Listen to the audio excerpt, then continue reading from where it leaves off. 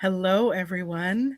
I'm Roxy B and I am your host and MC of this Embracing Disability Awareness Summit. And it's not just a summit, it's my company. I own a media company, and this media company came to me. Well, it came to me about 12 years ago when I sat with my spiritual teacher because God is my everything, my heart and my world. And I sat with my spiritual teacher, and he used to scold me and say, "You need to embrace your disability as your disability." But I didn't know 12 to 15 years ago while we did that. And I was doing work to heal myself and become the woman I am today, that I was going to own a company that wasn't even called Embracing Disability. It was called Inspiring Disability because I wanted to inspire the world to see more. And now the company is actually called Embracing Disability. And there's a tagline that you'll hear today that says, "A hug knows no disability." So I may look like I'm a typical everyday human being, which I am, yet there's quite a bit that happens within my body. So about 5 years ago, I skidded on ice in my car. I knew that I was on ice. I have to take a drink because we're human.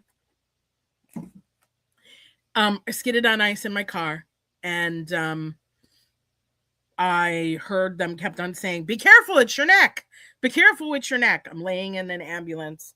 My clothes are all ripped up, and I'm cut, and there's blood everywhere, everywhere. And I don't know what was wrong. I think they gave me morphine, and thank God, because I just went, oh, and laid back down on that slab, and I'm being rushed to a hospital somewhere. They said I was speaking. I don't know. I woke up on December 28th. The car accident happened on December 26th. My head was killing me. I had a catheter in. I'm in a hospital. There's 6 women around my bed, and I'm being told, "Be careful, it's your neck." My face is hurting. I'm swollen. I have a neck collar on. "Be careful, it's your neck." When I woke up, they basically said, "We're going to get you a walker. You may never walk normal again. You may never do this normal again. Here's a phone, by the way, call because you're going to need to go on disability." Well, um, hello, I'm Roxy B, and I was disabled when I was born. And I didn't know about that disability, and my parents didn't know because it was 1973, and I had a leg discrepancy on my right foot that was an inch and a half to 2 inches bigger than shorter than my left foot. So they knew that I had that. Yep, that happened. And then they had to get me a heel lift on my shoe, and it was about that big. And I had to walk with a little bit of a gait, but it was supposed to give me balance. Um, I actually rewatched an episode of Little House on the Prairie where there was a little girl who had the same discrepancy that I had. And then the father of the Ingle girls built the shoe and gave her a willing, able to play and live life. And the father didn't like that, but then he saw the joy that it gave the daughter, and he had a change of heart. Grandmother was like, "Yeah, do this." So, I now have a leg discrepancy in school. I couldn't color in the lines, and they were like, "Oh, something's wrong with your child. Yeah, we're going to label her." Well, they said, "Well, now we need to give her a bunch of testing and give her special classes." And, so I've been labeled since I was about 3.5 with the shoe lift. And then from 5 years old, I was a little girl who couldn't color in the lines. Yeah, that was me. Couldn't color in the lines. That's when they said, "Oh, she's got a problem. Oh, something is wrong with her."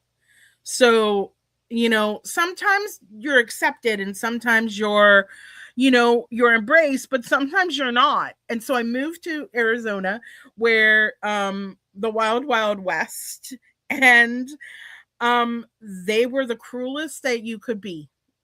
And they saw my heel lift, and they saw that I had to be pulled out for special classes.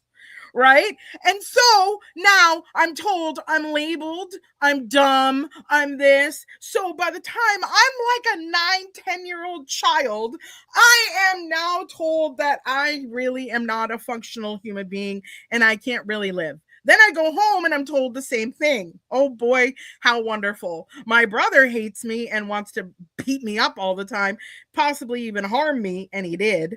And even he was like, "Oh, let's go and play with the stupid sister." And he put his rubber bands from his paper route. It's a great memory of mine from his paper route, and dragged me around the house and would welts up and down my back. I can't walk. I can't move very well. I can't move very fast. And I'm the dumb sister. And he thinks that it would even be more brilliant to bruise me and welt me up. I don't know how much trouble he got into, but I don't think much because my parents were wackadoo. Poor parents, they tried their hardest, right? So, you know, I'm labeled, but here's the fun. When I turned, well, when I was in elementary school, I could write, even though I couldn't write very well, I could write interesting things because I was psychic and I didn't know. And I was kind of a medium. And I was like talking about future stuff because I didn't know that God gave me all these cool gifts about verbal. And I had all these ideas running in my head because if y'all work with me, I have like 25 ideas that are coming at me all at once. And so when I had all these ideas in my head, I would write about them. And then I started winning awards. And like, you know, so it's like, how is this girl who's not capable so capable? So by the time I hit high school, I'm looking at the teachers and saying, no, no, no, no, no. You're not going to kick me out of classrooms. You're not going to tell me I can't be in leadership. I want to be, I want to be a leader too. And at 14 and a half, 15, I'm doing systematic change, leadership, leadership.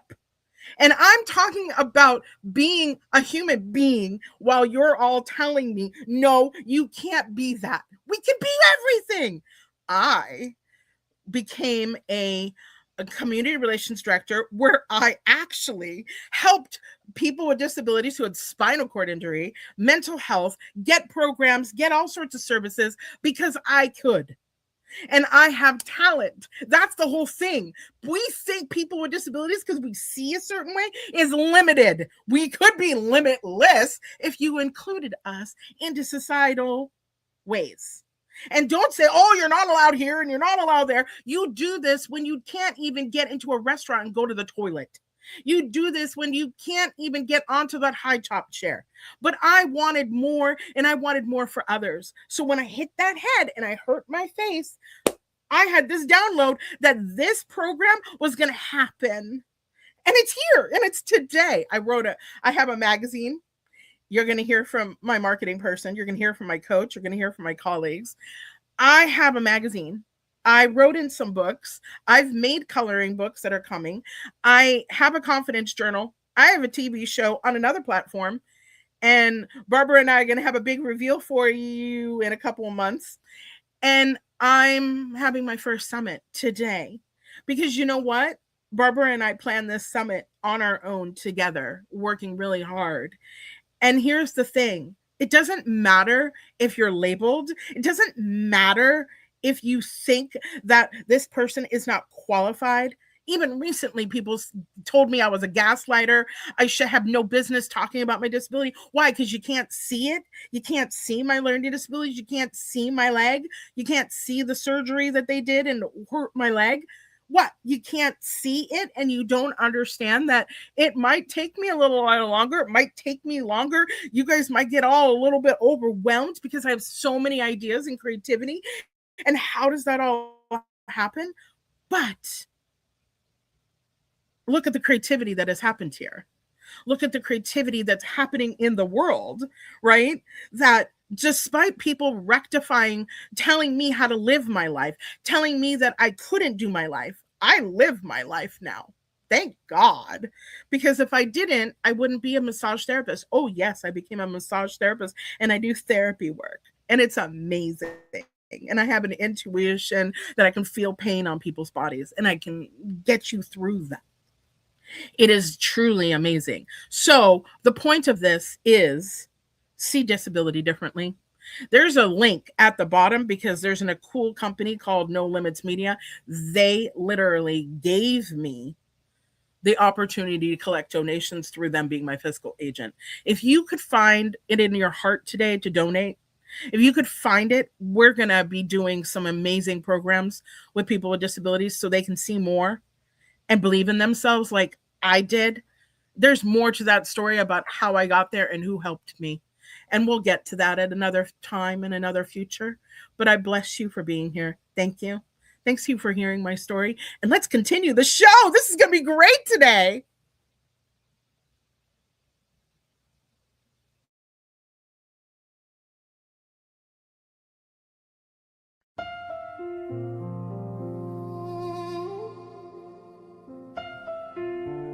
This is love. You belong here. Right here. Right now. Love is the moment you feel seen, sharing what you mean. It's a quiet that feels like home.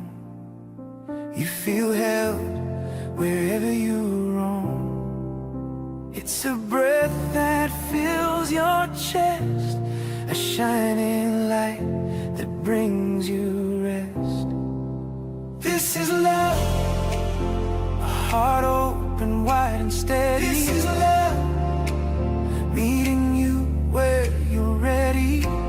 Gentle hands, open and true. This is love. Oh, this is love. Love is a space that lets you grow as you are, wherever you go. It's a kindness, warm and sure, and a welcome that endures.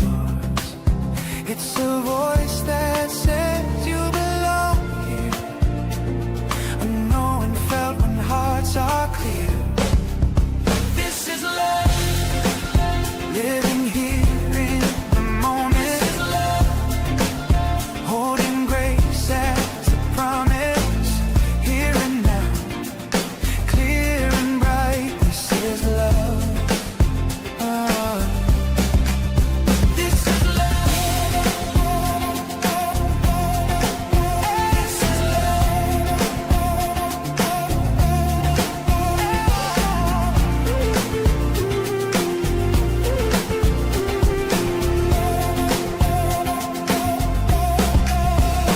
Love is patient, love is kind. It sees the soul before the mind. It stays present, it stays true. Love is alive in me and you. This is love, soft and strong together. This is love, binding hearts forever. Open eyes, open view. This is love. This is love. This is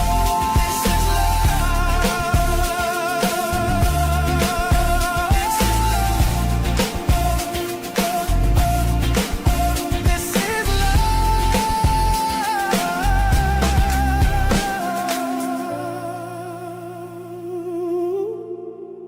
This is love.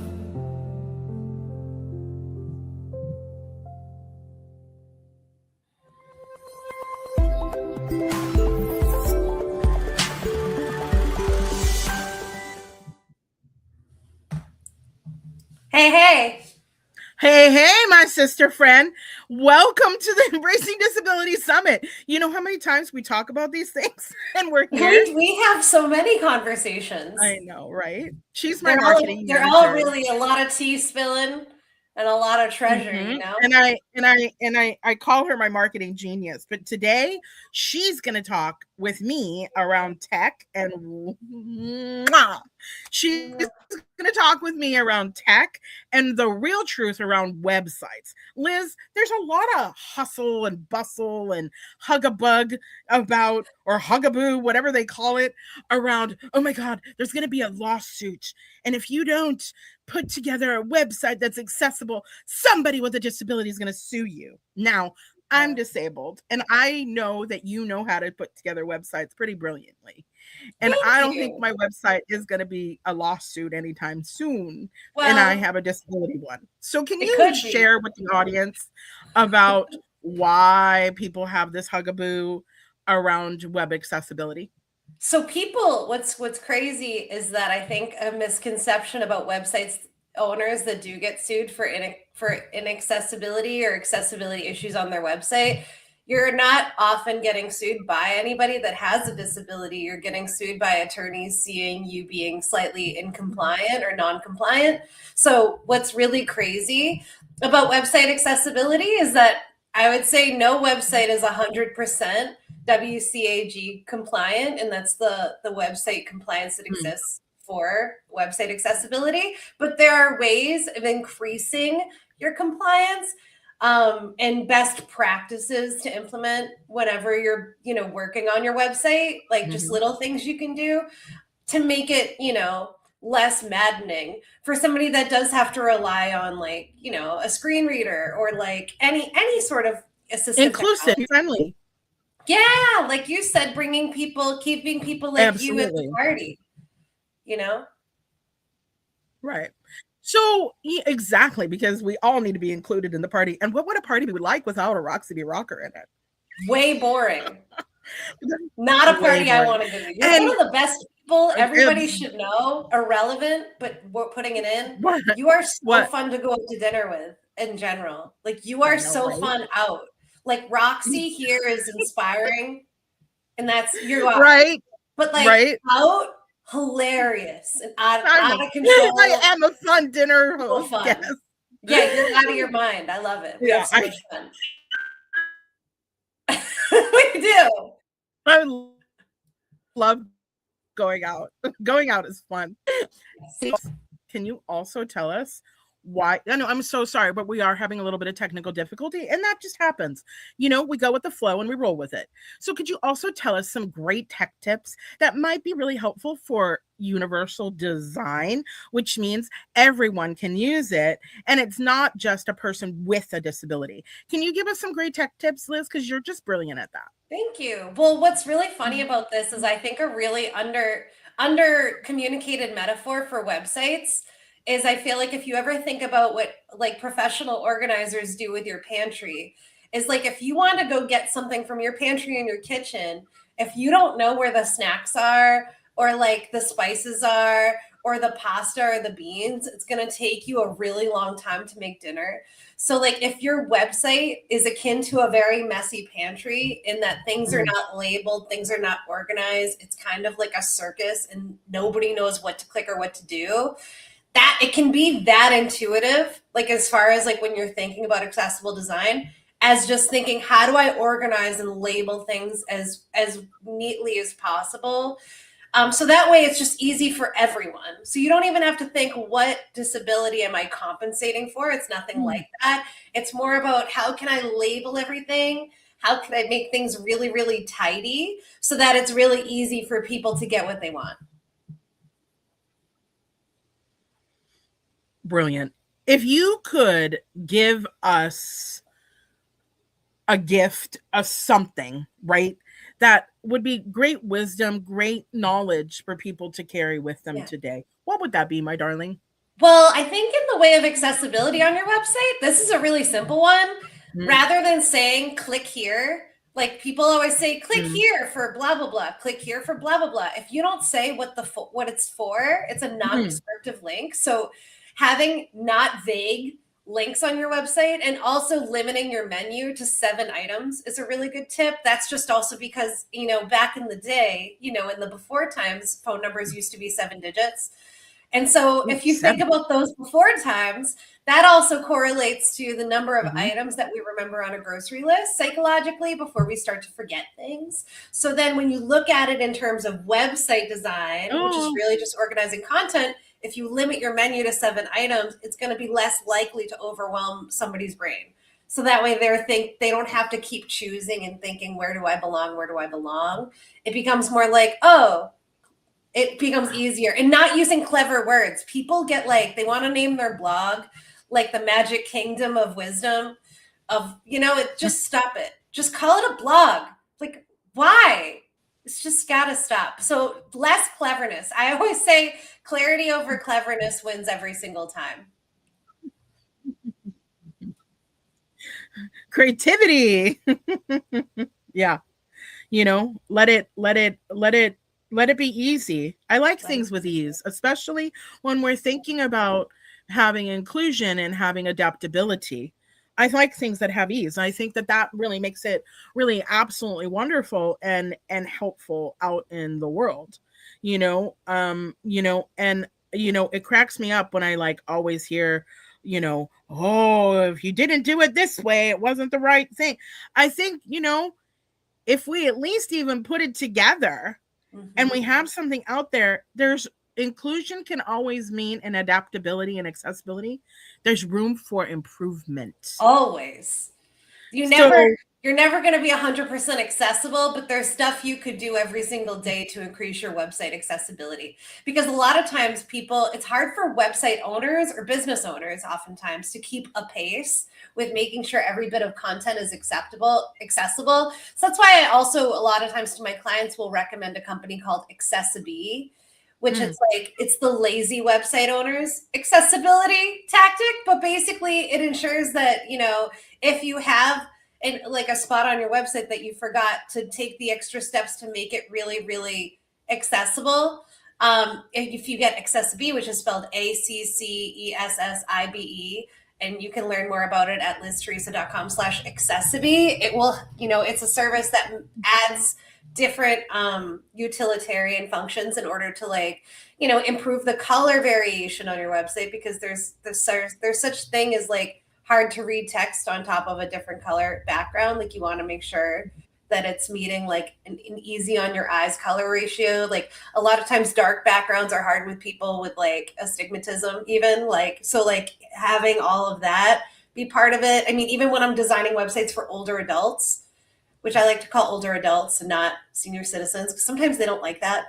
I will always, make sure that the text is not like tiny, even though traditionally website text is I don't know, 14 pixels is what we usually do, but I usually like it bigger. So I like to design it like 16, and then I hand it to Zach, who gets to build all the things that we make. 14 points. It's been 14 point 80s. I know. Well, actually, and then when I was in high school, essays had to be 12. And oh yeah, but I could never read them at 12. I had to do 14. Yeah, sometimes they would let me. Sometimes they'd be like, "No, do it at 12." I'm like, "I can't see it." Can I? But you didn't know. But computers were just coming out. Yes, we were moving from typewriters to word processors to computers. So so who knew? Who knew? But I remember floppy disk days. Oh yeah.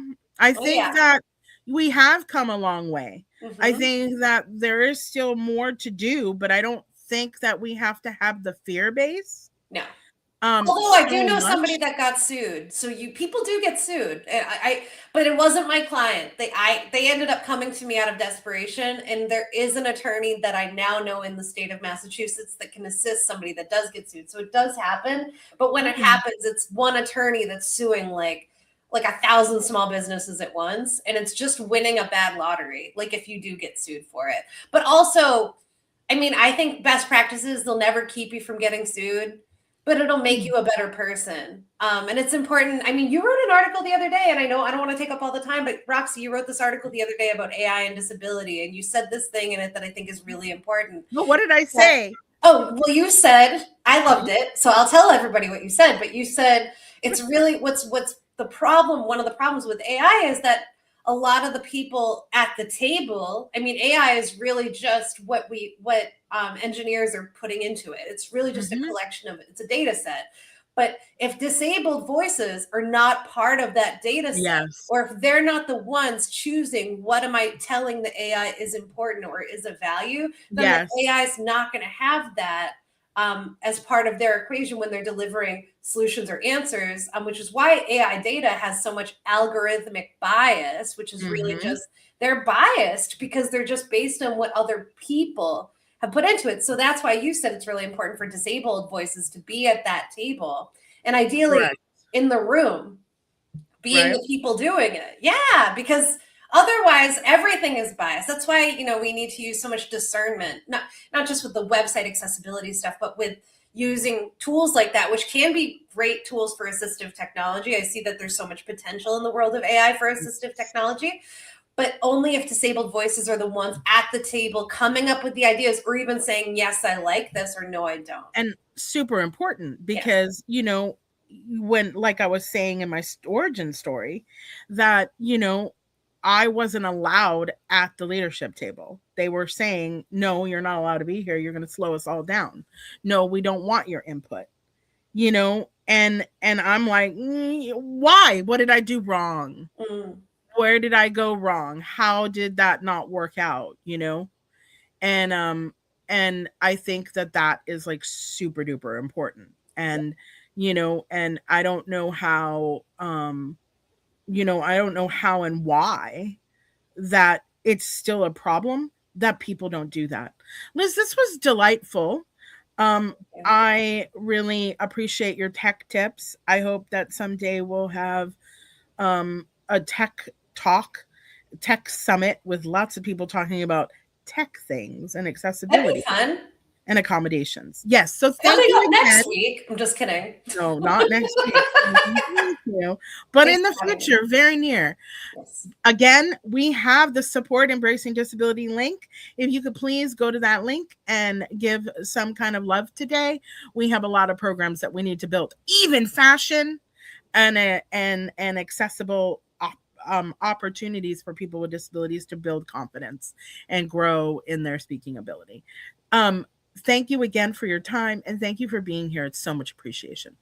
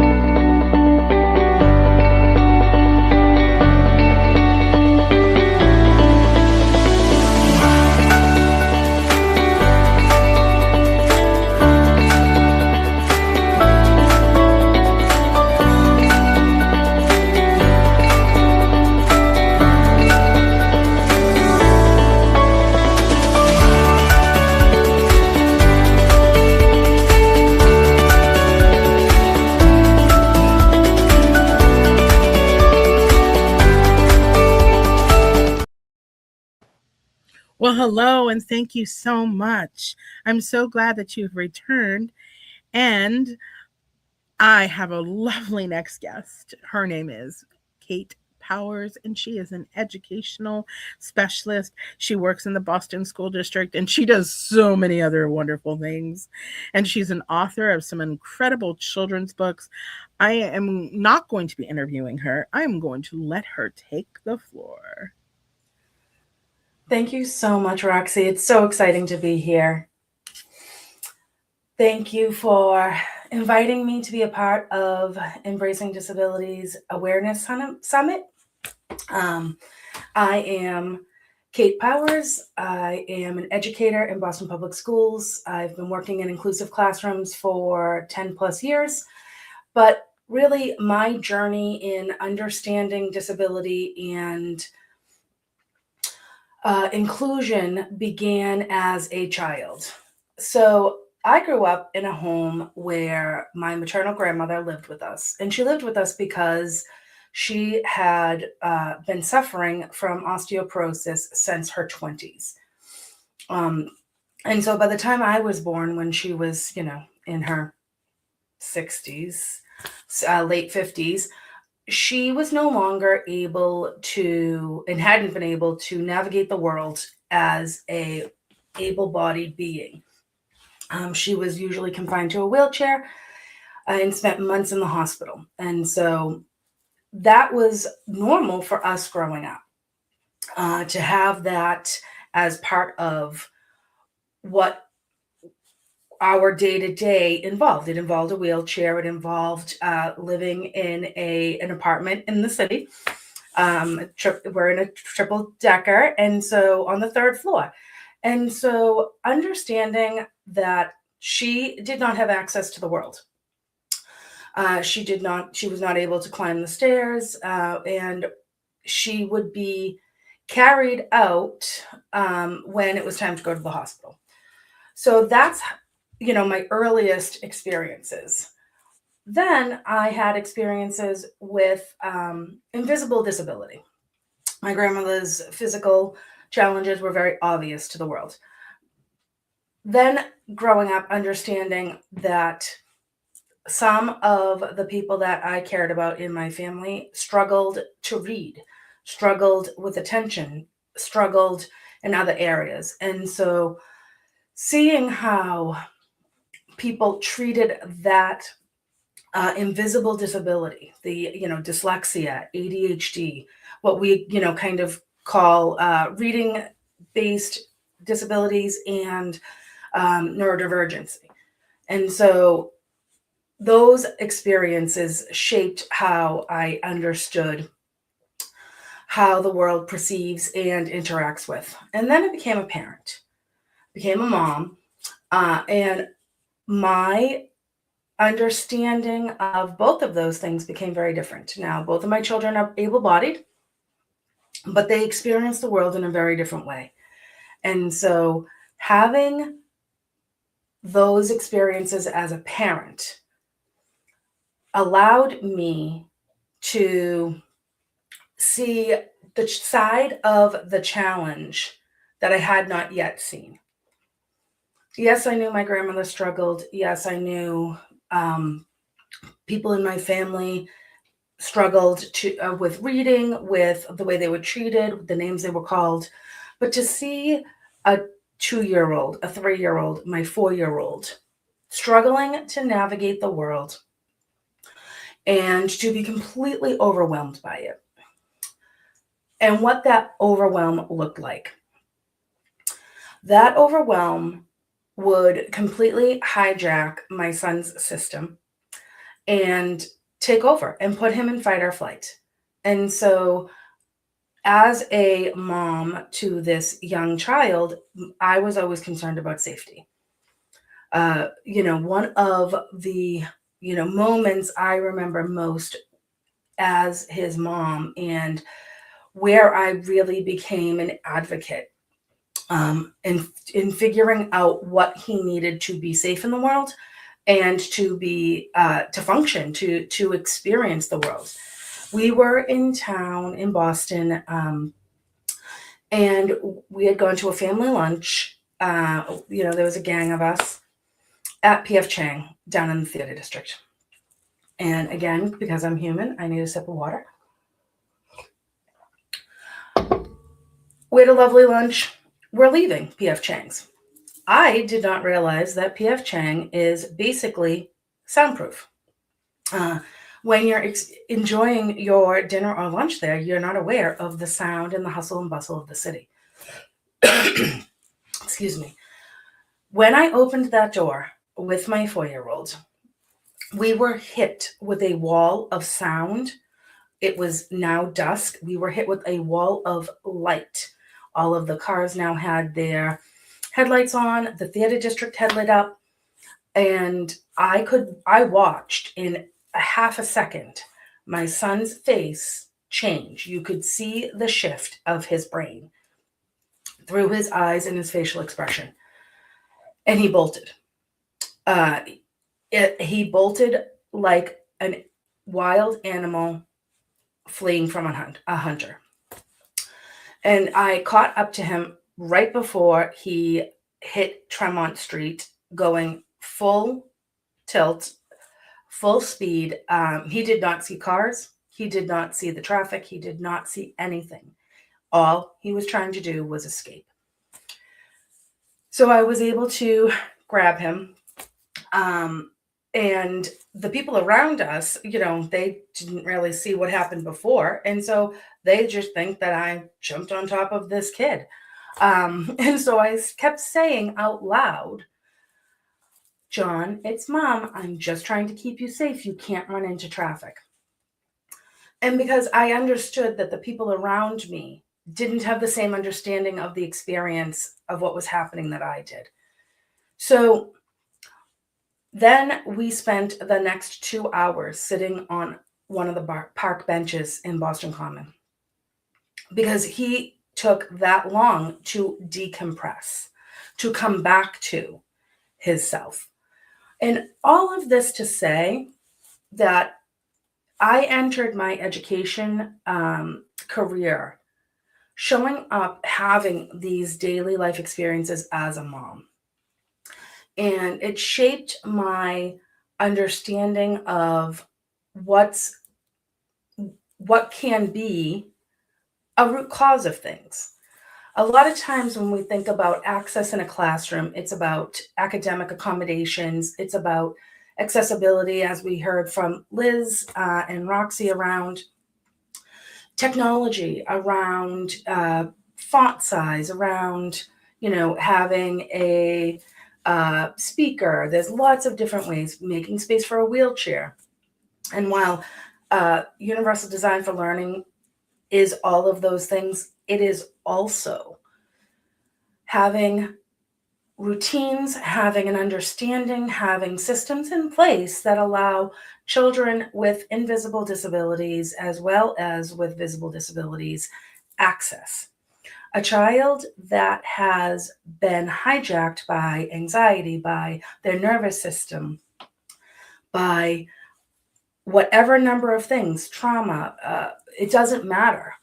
But if that child is showing up to learning dysregulated, then they are not able to access whatever it is you're trying to teach them. And so I came to education and developed in my teaching over the past decade plus from this place of understanding with this kind of lens. And so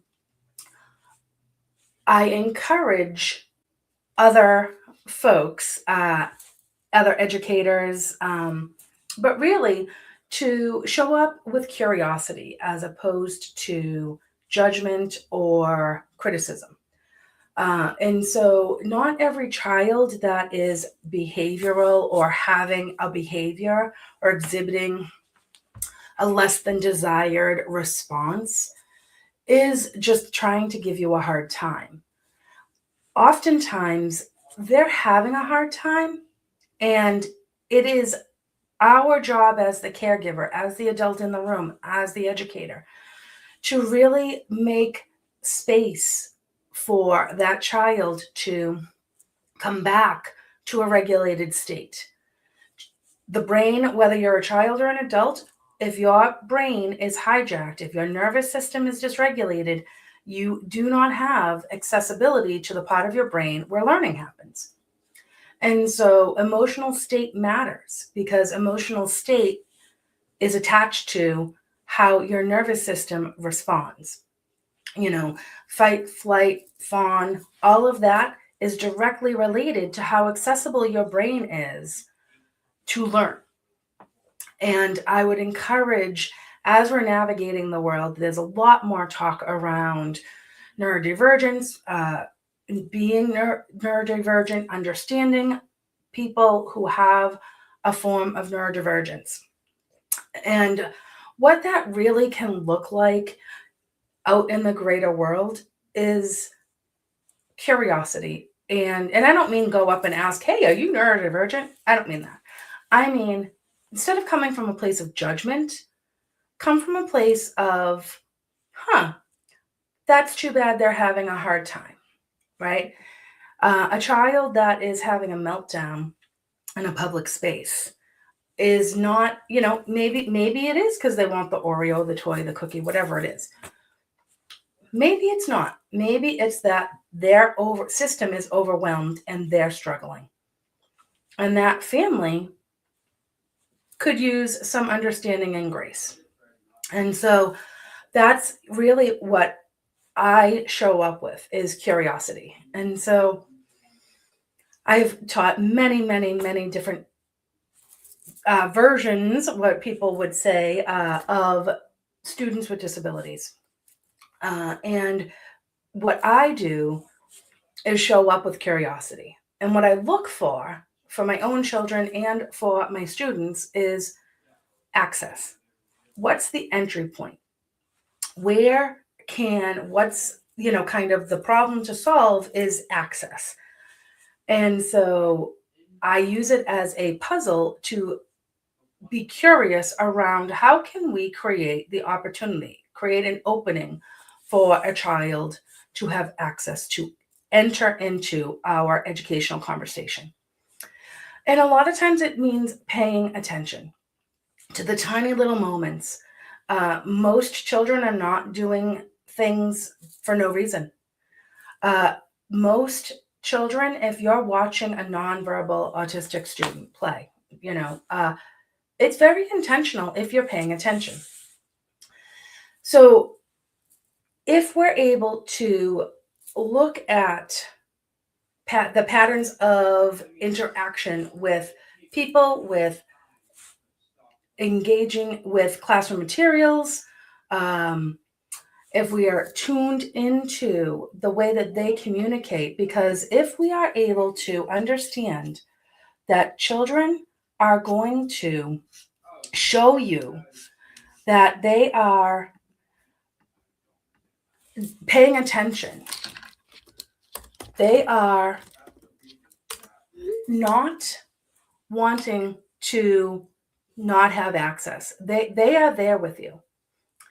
And so I think that is really, what is at the root of accessibility and inclusion, is being aware of what the access and entry points are for all of your students, the children in your care, and the humans you interact with on a daily basis.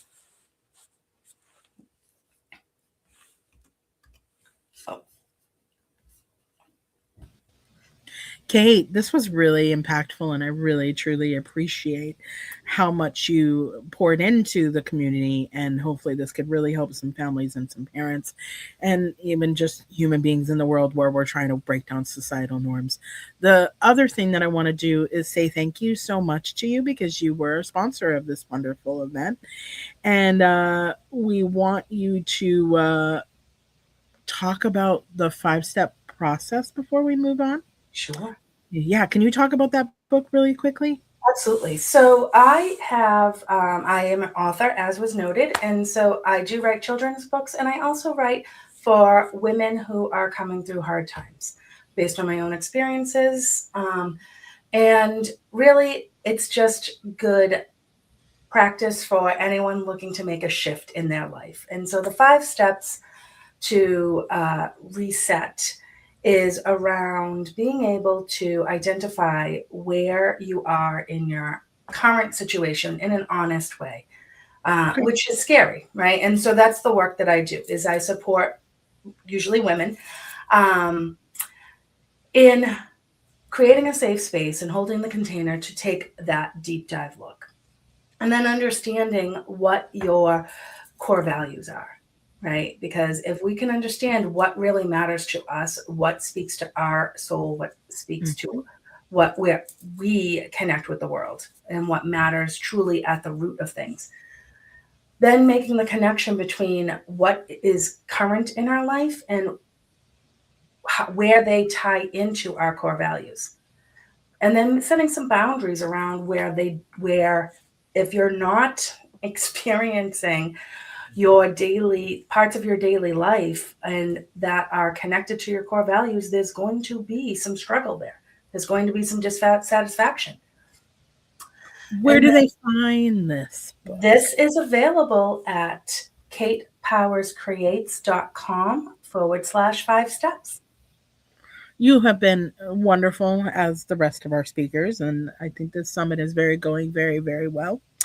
And I really want to thank you again for being a sponsor. I want to thank you again for speaking, and I just want to thank you for being in my life. Very much appreciate you. I appreciate you. Thank you. Thank you.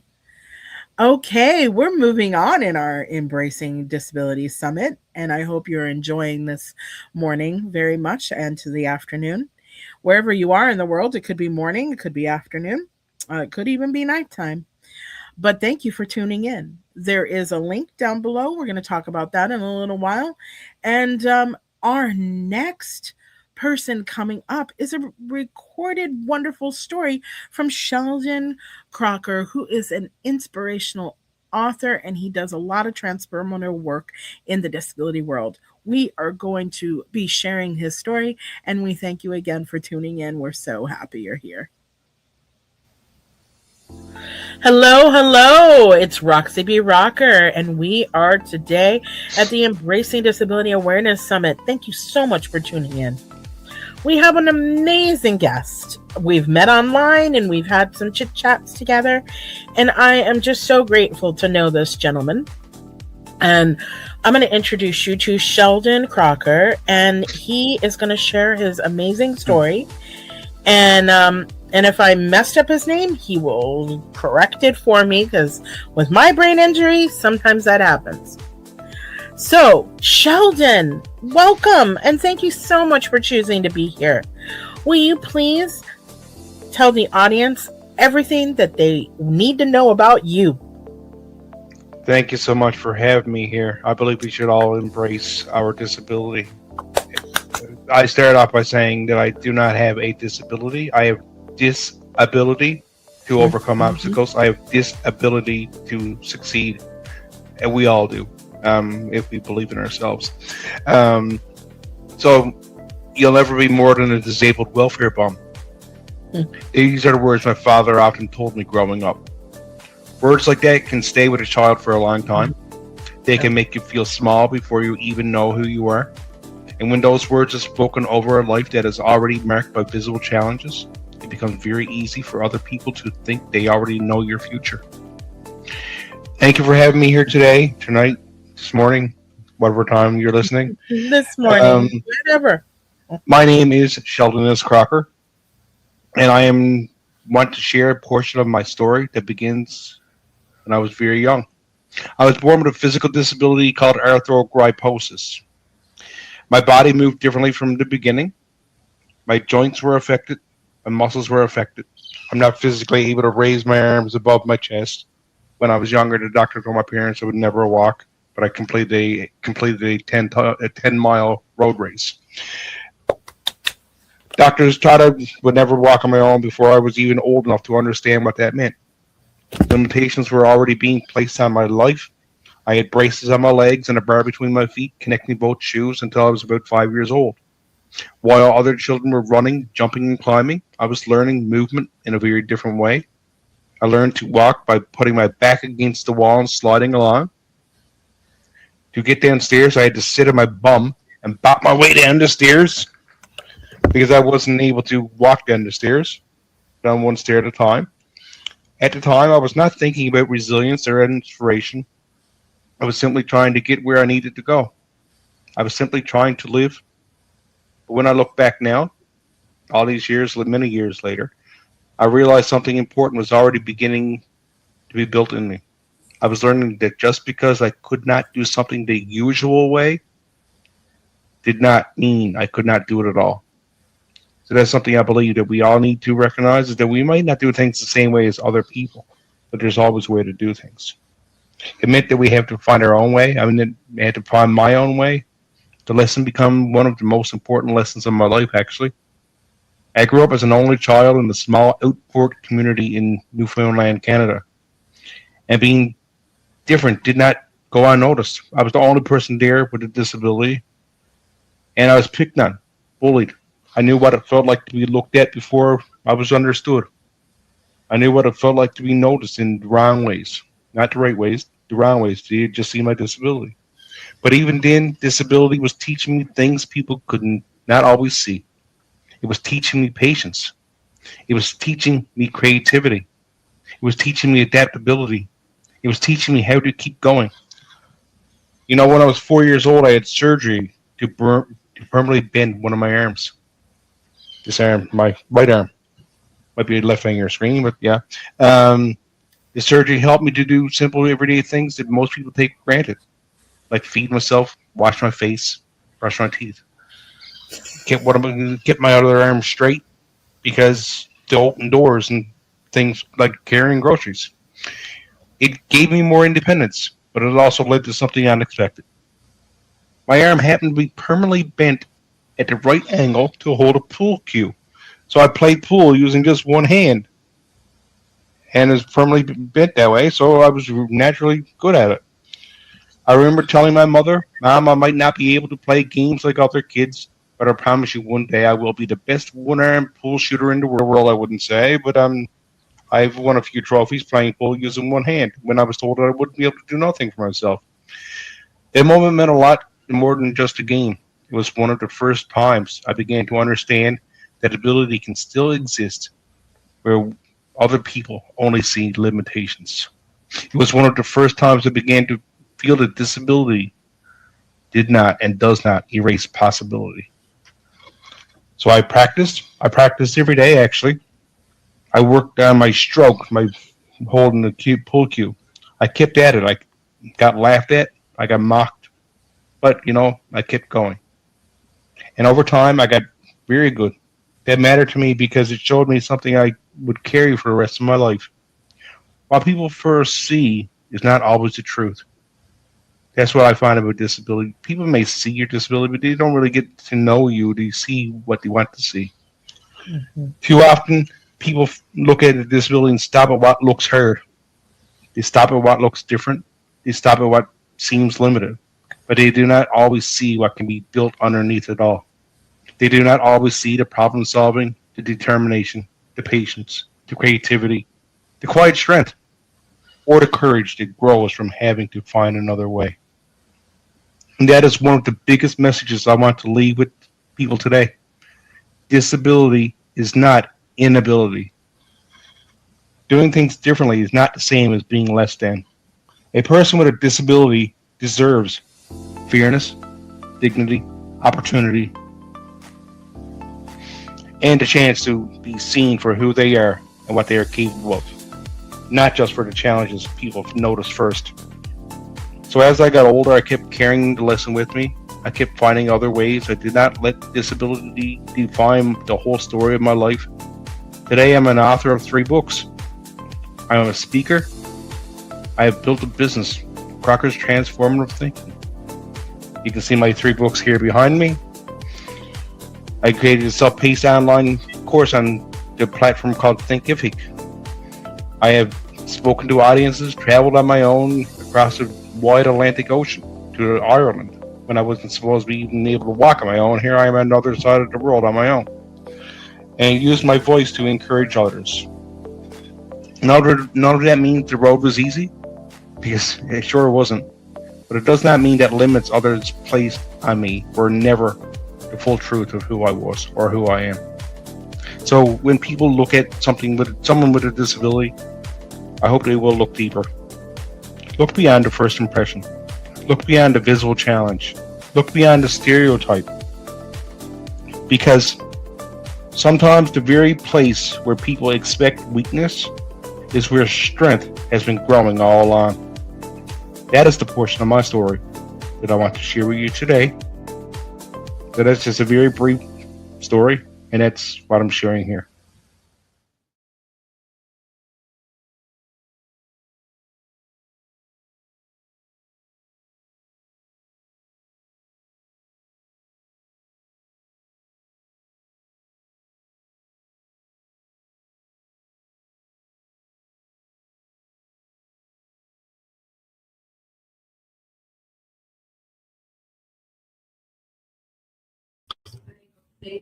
Well, hello.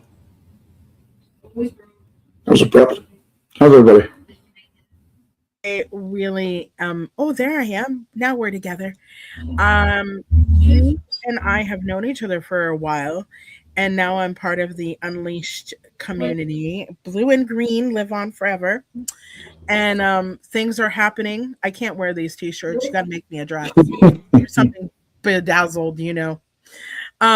But I really am excited because over the years I have watched you, and then over the years, I talk about inclusion, I talk about accessibility all the time. And what I have valued and appreciated over the years in watching you and seeing the growth is now you're one of the leads out there that are doing inclusion and accessibility at events. Does that mean that it's perfect so far? Maybe, maybe not. But, there's not a lot of events except maybe if it's a disability event, and that doesn't always mean that it's going to be accessible and inclusive. Sometimes it's very siloed.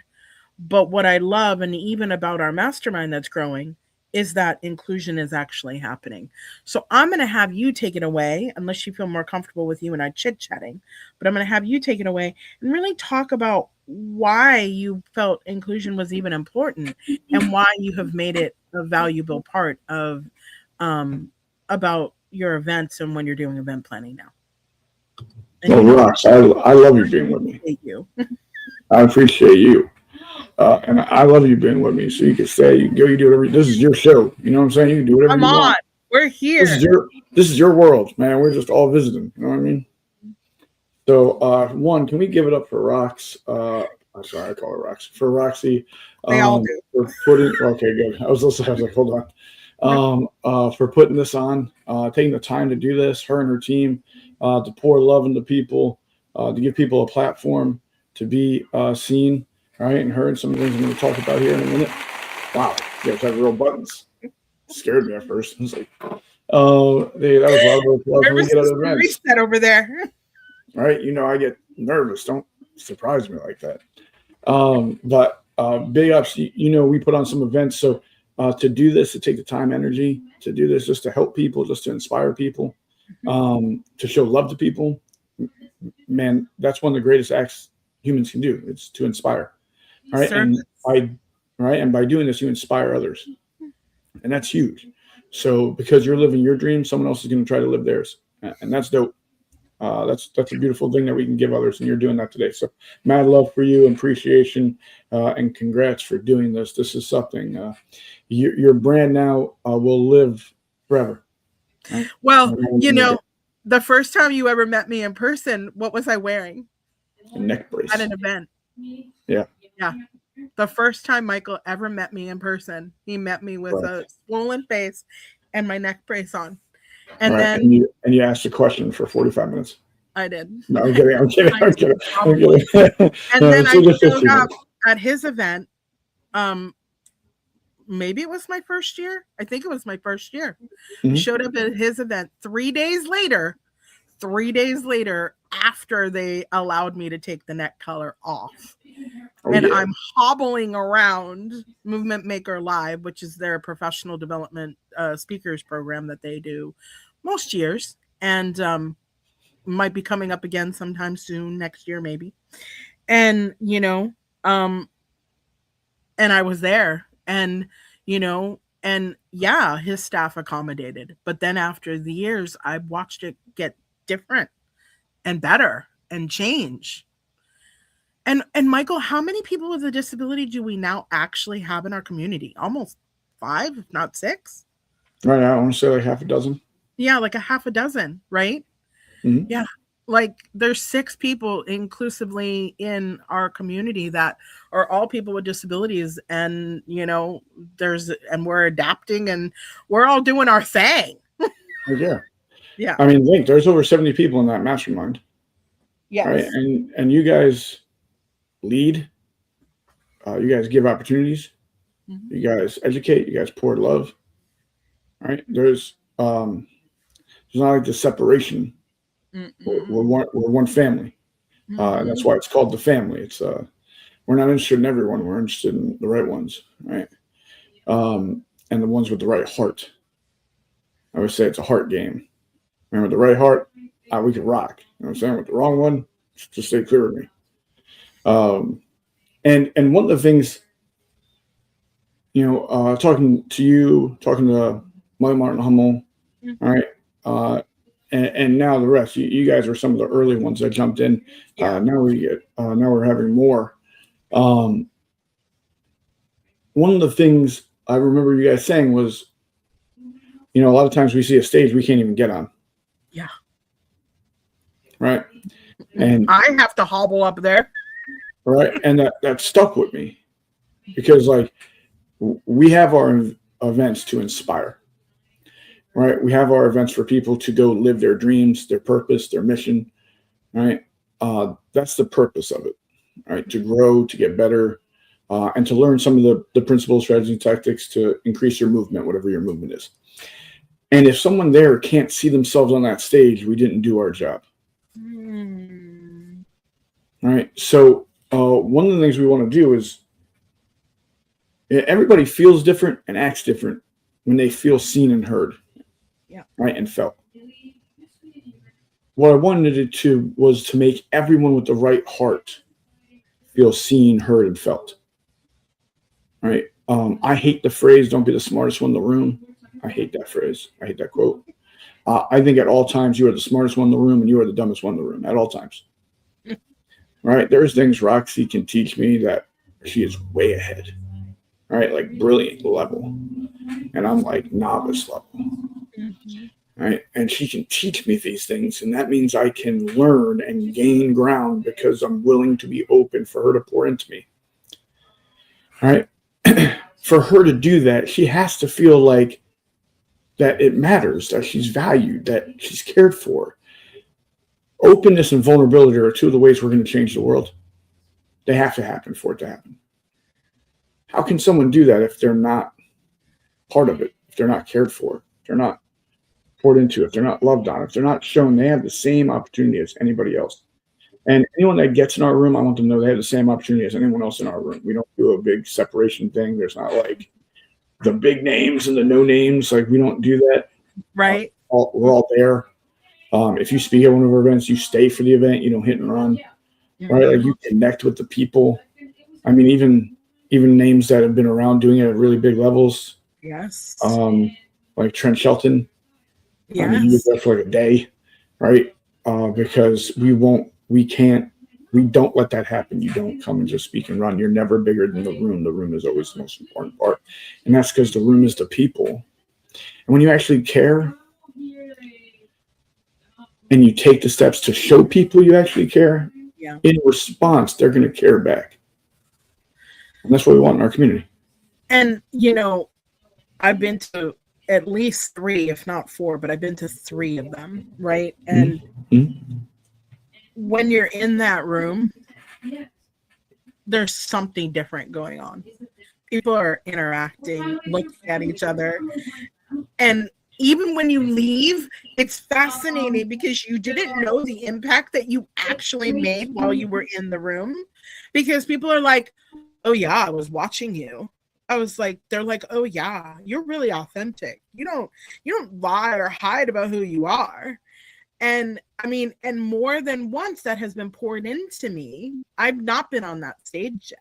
I'm on my own stages because I create them, but I haven't been on his stage yet. And not because of shyness, but just because life happens. And, but even though I'm not on the platform, not centered, nobody watched me talk, maybe I've interacted somewhere or answered a question or something, right? people still notice you in that room. There's something very different that goes on in there. And let me tell you, when it's time to go to dinner, like, who are you going to sit with is not even a problem, because they're like, "Hey, well, how you doing? Oh, come on over, because we're going to go grab that table over there." Like, it doesn't matter. Like, you're literally walking down the hallway. Where are you eating lunch? What are you doing? What are you doing tonight? You want to get a drink? You know, it doesn't matter. You go to the bar and you're like hanging out, probably having a half an hour conversation and late back to the room, because you were interacting and connecting in that community. Didn't matter if you had a leg lift. Didn't matter if you had a patch on your eye, a neck brace. It didn't matter if you repeated the question 7 times. Didn't matter. People saw who you are and still embrace you for who you are. And even and I would say in that family, they pick on each other a lot, but in that family, picking on each other, they pick on this guy all the time. Even in that family, there's an embrace of, we're picking on you, but we really love you. Right? But I mean, talk about inclusion and having to pick where you're going to sit at the table, because nobody's going to not let you sit at the table. Right. It's crazy to think when you talk about that room, you're talking about a couple hundred people. 200. Right? Typically around 200, 250 people is the event you're talking about, Maker Live. And right, but yet it's like a family reunion. It's like everyone just knows everyone, loves everyone, pours into it. We call it the family for a reason. It's the family that we wanted to have, or should have, or wish we did have, or had, and we still want more of. Yeah. Right. And I would say, like, first, Roxy, they pick on me the most. I don't know why. I think it's my charm. Right. But it's because I have some. Everybody thinks I'm bald.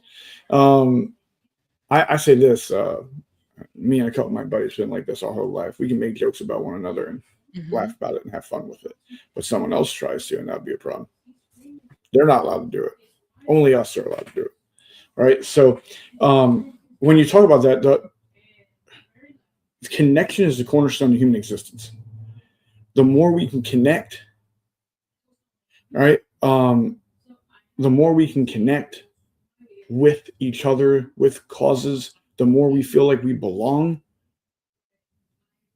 It does things to our interior, to the chemistry in which is released in our body. It drops walls. It opens hearts, right? It gives people the ability to feel something deeper. And we all want that. We seek that. We are connecting beings. It is like someone made a TED talk once. And it was, connection is the cure to addiction. And someone said to me, they're like, "Bro, you'll love this." And I was like, they're really onto something, but they're just touching the surface. We all want to connect.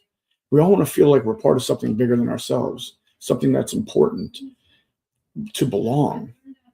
Right? And if we know that, why would we not actively set the experience, the environment for people to connect, belong, and blossom as themselves? Because here's the deal. We already got me.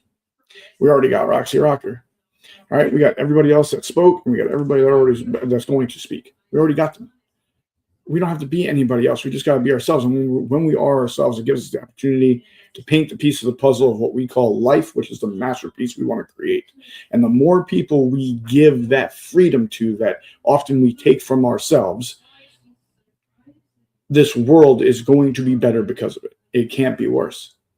Right? Because the more we do that, the more likely someone is to operate from the level of love. And when we operate from that level, the only thing that can happen is good. All right. The problem is when we don't operate from that level, or continuously not operate from that level, then you get into self-image behavior. You get into negative outward behavior, bullying, aggressiveness, meanness. All right. Those things happen because we stay away from operating at the frequency or level of love that we're capable of. So it's all about creating the environment to have the experience, to then live in such a way and act in such a way that can inspire others and give opportunity to others and move this thing forward for the next, which I hope I do for my daughter. And that's one of the main reasons why I go so hard and do what we do, is because I need to move the flag further for her so she has a better opportunity at this game we call life. If that makes sense. But Roxy's amazing. She hasn't spoken on that stage yet, was the key word, yet. Anything you haven't done, just say yet if you want to do it. It's a powerful change. I haven't done it yet. And we are doing another one. Yes, it's we're already selling tickets, so we have to. It's a room that people need to be in. Like, you have to experience that room. That room, I mean, I want to go back all the time because, well, now I have to go back because, you know, I'm part of the community, but, you know, blue and green, baby. But, you know, you want to be into that room because there truly is something that's happening in there that is so different. And for weeks at a time, like, you're super high, you're still talking to people still remember who you were, and they're still reaching out to you and being like, hey, how you doing? What's going on? And you're interacting and connecting community. And, you know, isn't that what inclusion is? Isn't that what inclusiveness is? Is that we want to be part of society. Doesn't matter how many walkers, you know, braille or whatever is there, you know, we need to be a part of, we should all be able to come. Shouldn't matter what is wrong with me, should just matter who I am, and I should be able to get into that room and I should be able to come to that room. And it's why? Because it's welcoming. It's supportive. Despite, you know, even if I stuttered, this poor man fell down on the stage. I was the only one that cared about him. Everybody else made fun of him after he fell.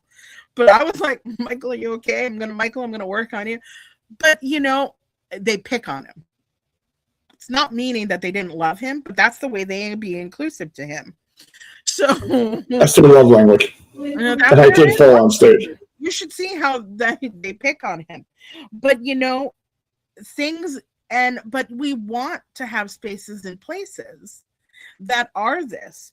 What would you tell or want to educate, and having Michael, Martin, Hummel, and I type of people in the world, what would you want to educate to other leaders or even future leaders that could make an event inclusive, Michael? The number one thing I would say is be open. You know, they say, like, judge a book by its cover. A lot of people in the space are like closed-minded, are very focused on a certain thing, a certain look, a certain way. And one of the things that I feel really separates us is that our team, my team's special, man. They're amazing. They're way better at this than me. I just happen to be here.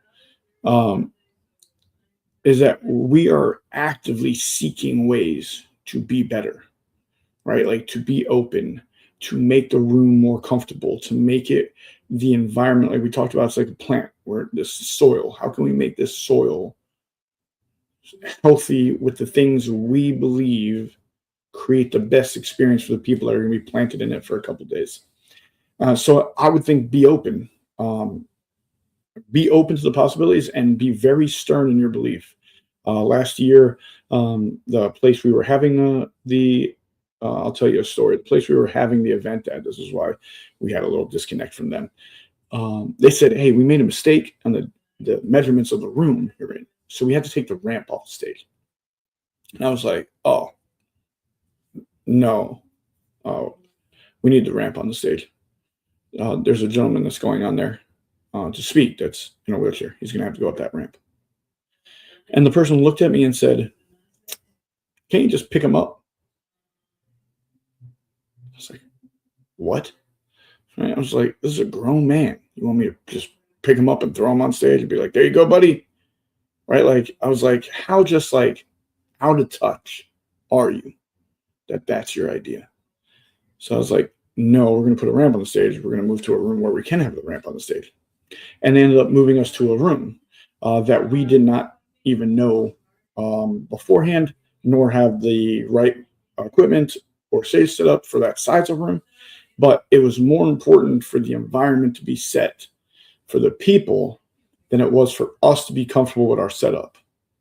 So it's be open to the amazingness that anyone has to offer, the ones with the right hearts, and be stern in that belief and that desire to create the experience that everyone can bloom in. And because if we can bloom, then we can spread. And if we spread, that means the magic we have or the greatness we have, other people can receive. And that means they can grow from. Right? But that needs to happen in order for that to happen. So be open. Have conversations with people. Listen. All right. And where you can, do. I love that smile, Rox. Looks right on you. I'm in super appreciation. I think I'm going to call you my strategist. You're my strategist and not my coach. And I'm excited about the next chapter, because you're seeing this now, and you've seen growth from head injury, neck collar to now.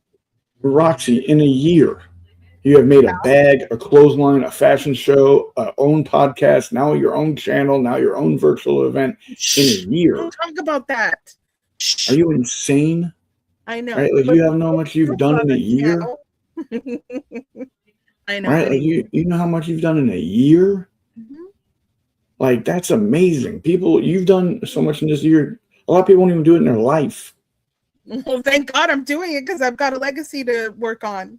Right, but also like take a step back and just be proud that you've done so much. Thank you. And you've done it against odds, and you've done it with haters, and you've done it with people that switched up on you, and you've done it with people that said crazy things to you. All right, and and you've still done it. You haven't stopped. Right. You're an inspiration to anyone that'll listen. I promise. Thank God, because they just need to listen, even if it's one person that listen, right? Yeah. Right. So, Michael, this was fabulous, because you're fabber. Thank you. Yeah. And thank you so much. And it was a delight to have you here. And we are now going to move on. And again, I appreciate it so much. But we're going to move on to listening to our inspiring story by one of the fabulous hosts on this network, Tamara L. Hunter. Cannot wait. Thank you so much. And thanks for being here again, Michael. It meant the world to me. And thank you for your kind words. Hello. I am Roxy B. Rocker, and you are at the Embracing Disability Awareness Summit. Embracing Disability is my media company, and I am so grateful to DFN Network with Barbara Beckley for having this right now. I cannot wait to introduce a lovely woman who I have worked with quite a bit last year, Tamara L. Hunter. I'm so glad to be here with you, and I know you're going to be sharing some amazing stories around your children who are adults. So I am going to offer the floor to you and allow you to take the floor and share your story. Thank you, Roxy. I appreciate it, and I'm thrilled to be a part of this summit. Too many people don't understand this world, and I'm here to share with you that, you know what, it's around. And I know this world because I was born into it, and then I had children that were born into it. And what do I see it as? I see it as life. When I was born, my mouth wasn't formed right. And so I went to one of those little classes where they helped me to learn to swallow and to talk and all those kind of little things. And I had that title that they would often give to you, and went on, thrived, did great, wonderful life. Then I started having children, and I want to talk about one of my children right now. I want to tell you a story about my daughter. My daughter is this cute little girl that's going to preschool, and she's so excited, and she's in her little, uniform, and she goes and she's doing her homework, and she used to read in the bathtub. She had the bathtub books, right? And preparing to go into kindergarten, and it was private school. So I'm like, okay, getting her ready to go, trying to get the uniform ready and all this kind of neat stuff. And I get called into the office, and they're like, she doesn't qualify to be in kindergarten here. And I'm like, really? I think I even said, she can't do crayons and such things, like, what do you do to qualify? They're like, she can't read. I'm like, she reads every night to me. And they're like, have you really watched her? And I thought to myself, maybe not. to that extent. So that night I went home and she's in her bathtub doing her bathtub book. And I'm like, read to mommy. And she's reading to mommy and everything. And I'm like, show mommy the pictures. And so she turns it around. And when she does, it's upside down. She had memorized the book. She had memorized all those little bathtub books, apparently. An accommodation, that is not an unusual thing. So fast forward, we were already, I was living in the state of Utah at the time.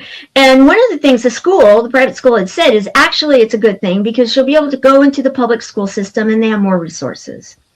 I'm like, okay, well, we'll see.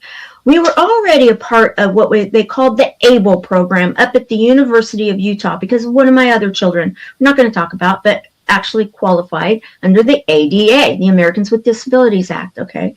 Well, in the ABLE program, I'm there with the other one, and I start to talk about this story, and they're like, bring her in and let's test her.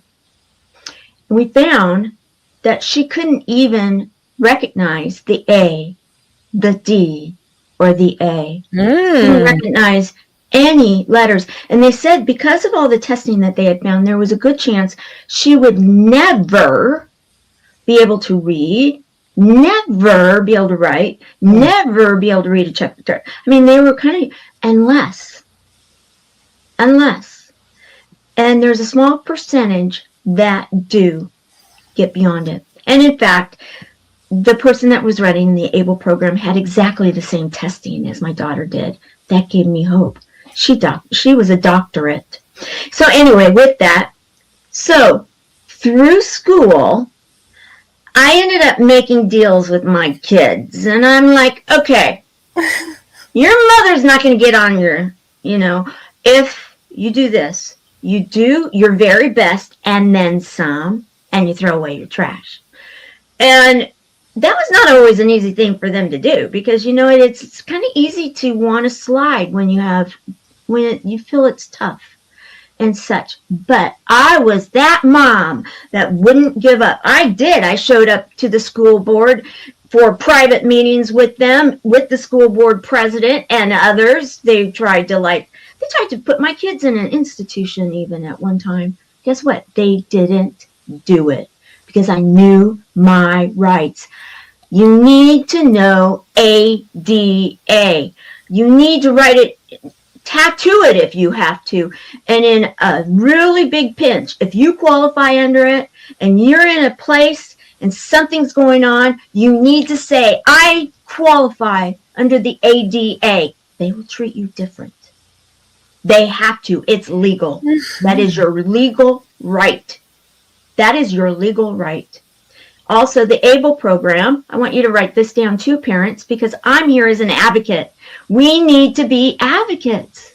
They are our beautiful children with gifts and opportunities, and they're so unique and gifted, truly gifted, but you need to be able to help them through it.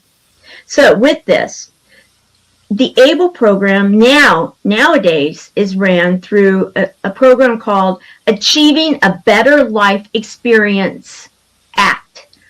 There's a lot of resources there. So if nothing else, if I've given you any tidbits today, is memorize ADA yourself as the advocate and whoever it is that you are mentoring and helping through.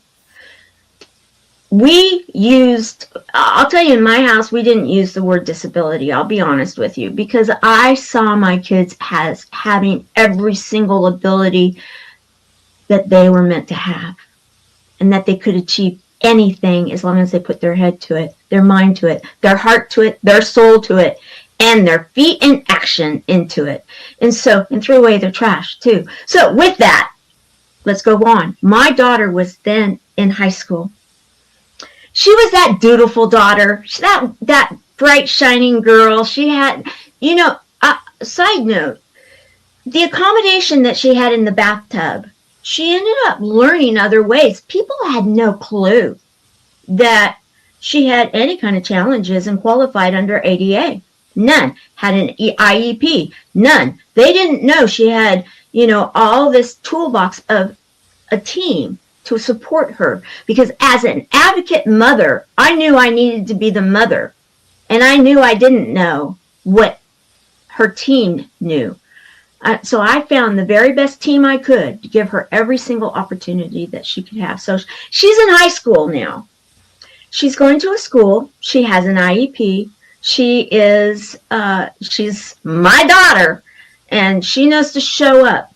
Our deal was, because the way that it worked at the school was that you could either graduate with a diploma, or you could graduate for time served, is what we used to call it. It's basically a completion certificate. A certificate of completion is what the actual name of it is. And you get to walk the stage, you get to wear the tassel hat, and you do all that neat stuff. And no one knows the difference, right? Well, I get this call from her, Mom, I'm dropping out. I'm like, you on campus? Yeah. I told her to go talk to someone. And I got in my car and I drove right over and I went to the security guard at the gate and I said, do not, write this name down, do not let her cross this gate. I am here on campus and I am her mother and her guardian. See, you have to be able to also let them know you have every legal right because you use them as their mentor, as their advocate. So I go sit with her, we're on the quad. The office staff knew we were there. People knew what was going on because everybody knew her. She was really that bright, shining child. Young girl, beautiful young girl. She wanted to walk away for the last time. Well, I let her know that wasn't happening on my watch. And she was going to get her, you know what, back in there. And we went person to person to person and we came up with a plan that she was able to feel good about. And then, guess what? The moral of the story? Not only did she walk across that stage, not only was she holding her hands up high, not only did she put that thing up, she had a diploma in there, not a certificate of completion. You see, that day changed everything. Changed her will, her mindset, her goals. And she did it. She did it.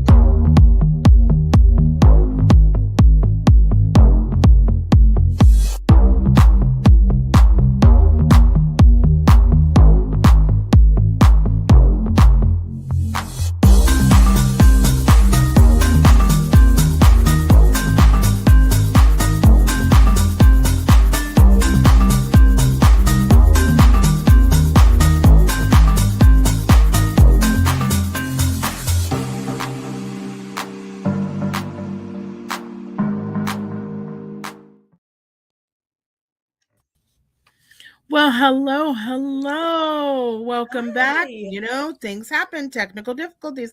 I hope you've been enjoying our sponsors. Hello again, and I'm so glad you've been here today throughout our summit.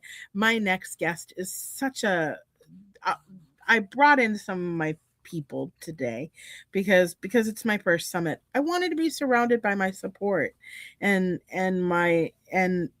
people that I can trust and care about and that are also in this world of inclusion. Julie, please introduce yourself. Tell us what you do. And I thought we would have another delightful conversation around accessibility, awareness, and disability education in general. Wonderful. Hi, Roxy. Roxy, you are just doing amazing. I can't believe this. Well, I can believe this is all happening for you right now because you've talked about this and wanting this for so long. So, first, Yeah. congratulations. It is beyond anything that you have described. So, just soak it in for a minute. Well, hi everyone. My name's Julie Lego. I am a Roxy. I'm part of the Roxy fan club, first and foremost. But I actually met Roxy out of the power of networking, Yeah. and we talk about that all the time. Of know your village, lean into your village. So I actually met Roxy through Liz, who was first to jump on today. And Liz said, you have to meet Roxy. And she was absolutely right. So, little bit about my background. I came to the world of disability because I have friends and family with disabilities and chronic medical conditions. And I was the kid that said, instead of being an artist or a dancer or ballerina, I said I was going to be a special education teacher. And lo and behold, I became a social worker. And I became a social worker because really out of necessity. So, just a very brief version of my story was that my friends and family and I had gone through some very real things like friends and family do. And during that time, I was able to, as a young teenager, able to access support, mental health supports for those things we went through, some very unexpected events in our lives. And I was quickly offered mental health supports, but my friends and family who these things hit much more directly weren't necessarily offered those mental health supports as readily. They were the ones that had losses, very sudden losses at times. And that didn't set well with me. So social work has been a path of necessity for me to make sure that I am doing my part to bridge the gaps between mental health services and disability services, because disability and mental health are the two groups that we are almost all guaranteed to be part of at some point. So we can't discriminate based on labels or groups. Everybody should have access to mental health care. So It's the only minority that every one of us are going to be a part of at some point in our lives. It's the only minority. Right. And mental health is right there too. And mental health does not discriminate. We know that people with disabilities are actually more likely to experience mental health needs than people who are not disabled. And Right. let's lean into that idea of not disabled for a minute. I love Judy Heumann. I love anything that Judy Heumann Right. had to say. But I watched an interview with her, and somebody used in the interview used the words neurotypical, and she paused it and she said, hold on a second. I want to just share with you that we've heard those words and they've been used, but let's start to reframe how we're talking about people. And she said, what if we say not disabled? Because you may not be disabled right now, but we don't know what the future will hold, or maybe you're Right. not aware of a disability, but it doesn't mean that that couldn't happen.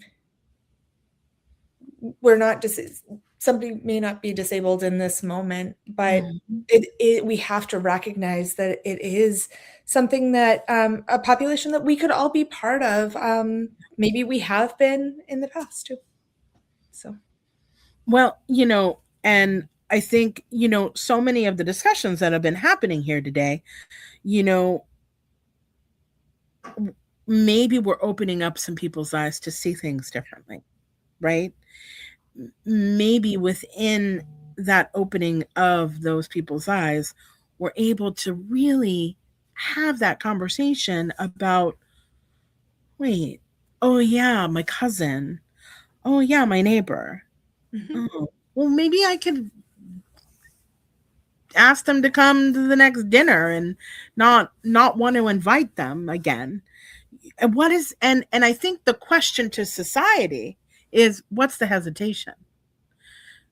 Somebody asked me today, why am I not scared about being live or doing public speaking? And I said, well, when you've been hurt as much as I have, I said, I said, talking to another human being, they're not going to hit me. They're not going to do anything. Maybe they could name call.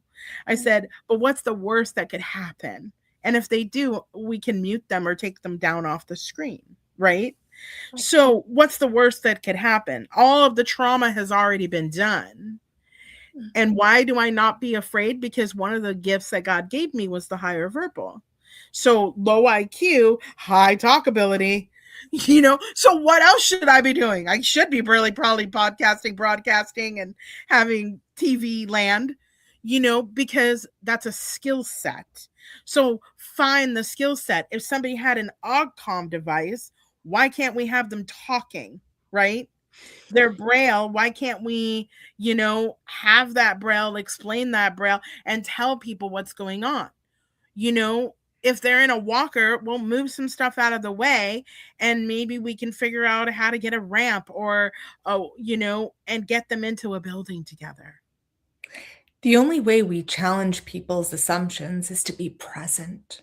Right. And I I share when, whether it's when I'm teaching or speaking or just out in general living life, about the idea of the least dangerous assumption. And it was Right. an article that was written by Cheryl Jorgensen many years ago.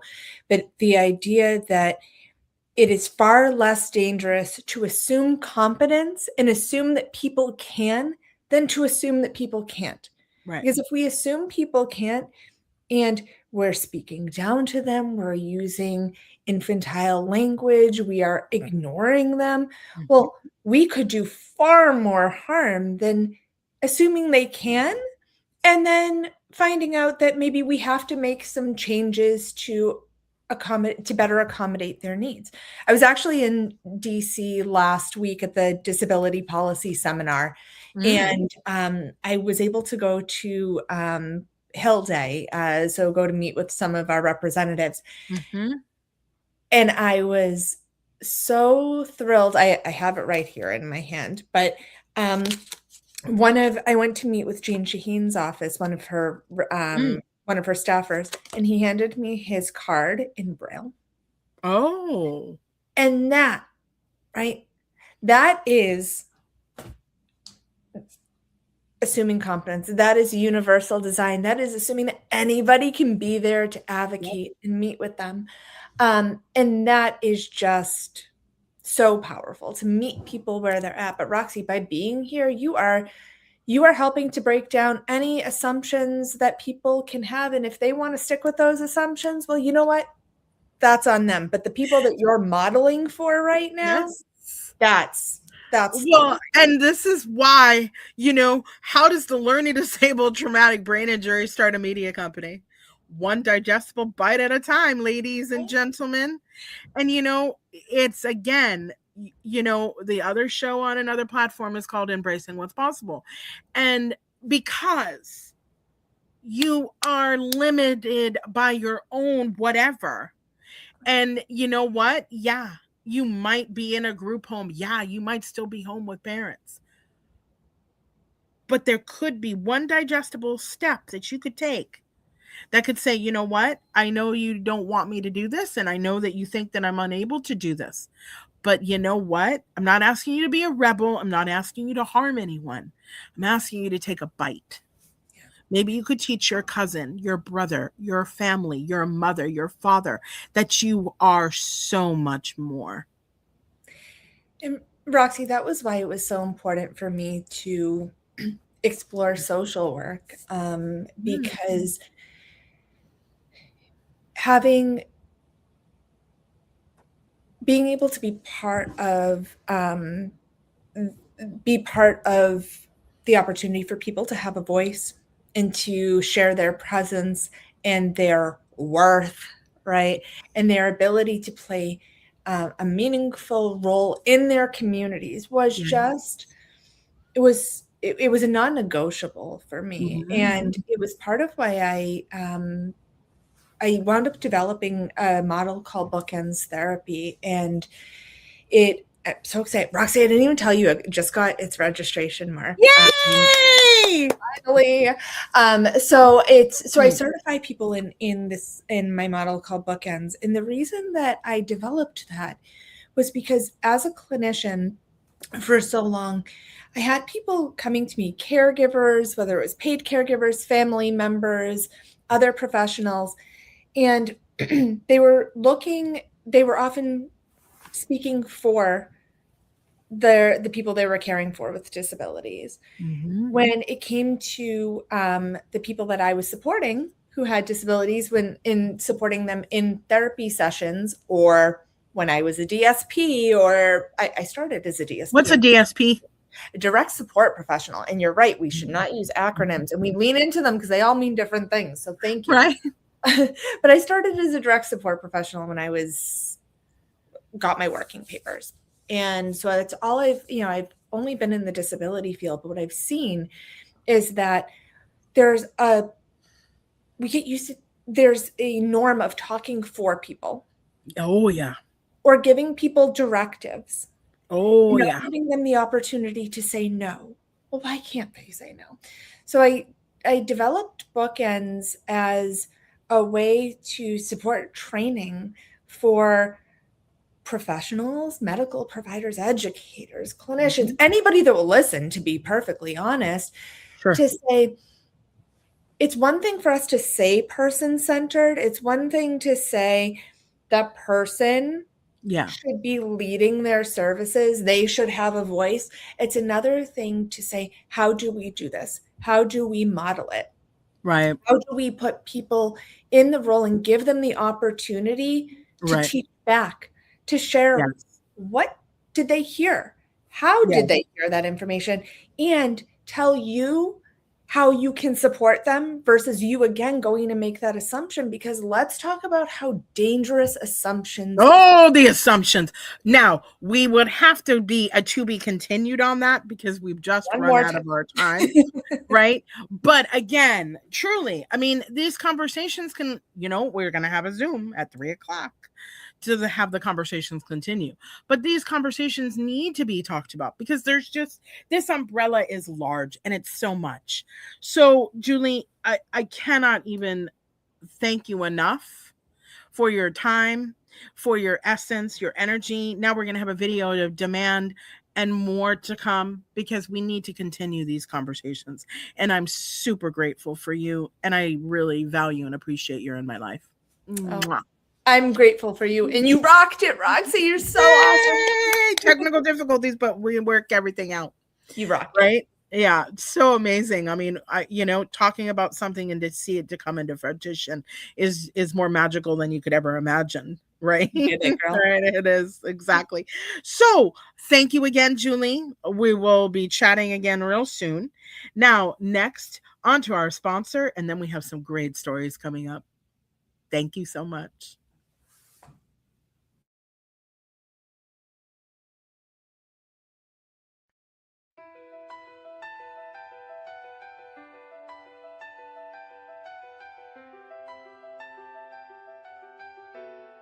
when the ground starts moving under me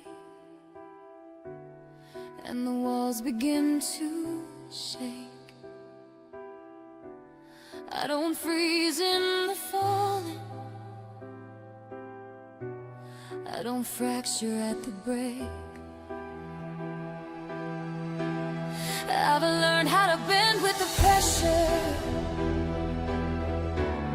I've learned how to hold my ground.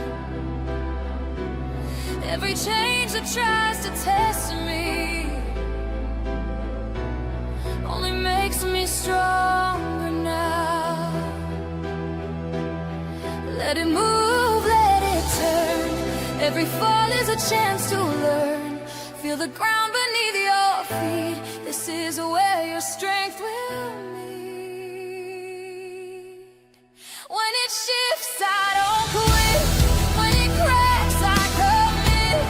Every break clears the way for something stronger to stay.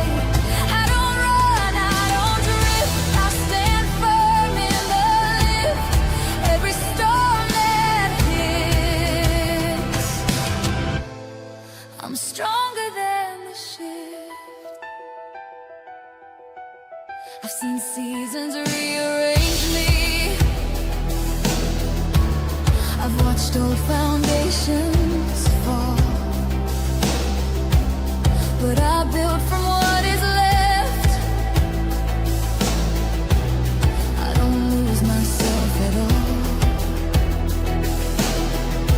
There is fire in resilience. There is power in the climb. Every ending writes a future that was waiting for its time. Let it move, let it turn. Every fall is a chance to learn. Feel the ground beneath your feet. This is where your strength will meet.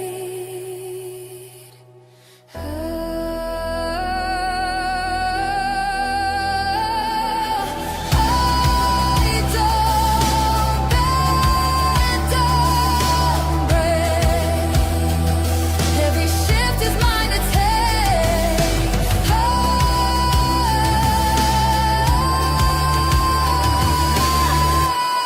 When it shifts, I don't quit.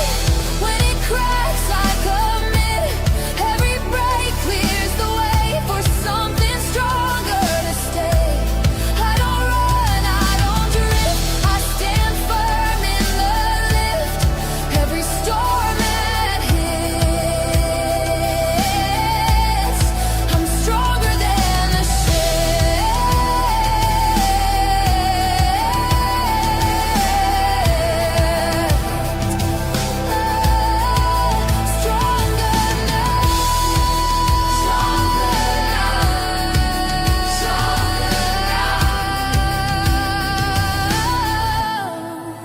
every time it hits, I'm stronger than the shit.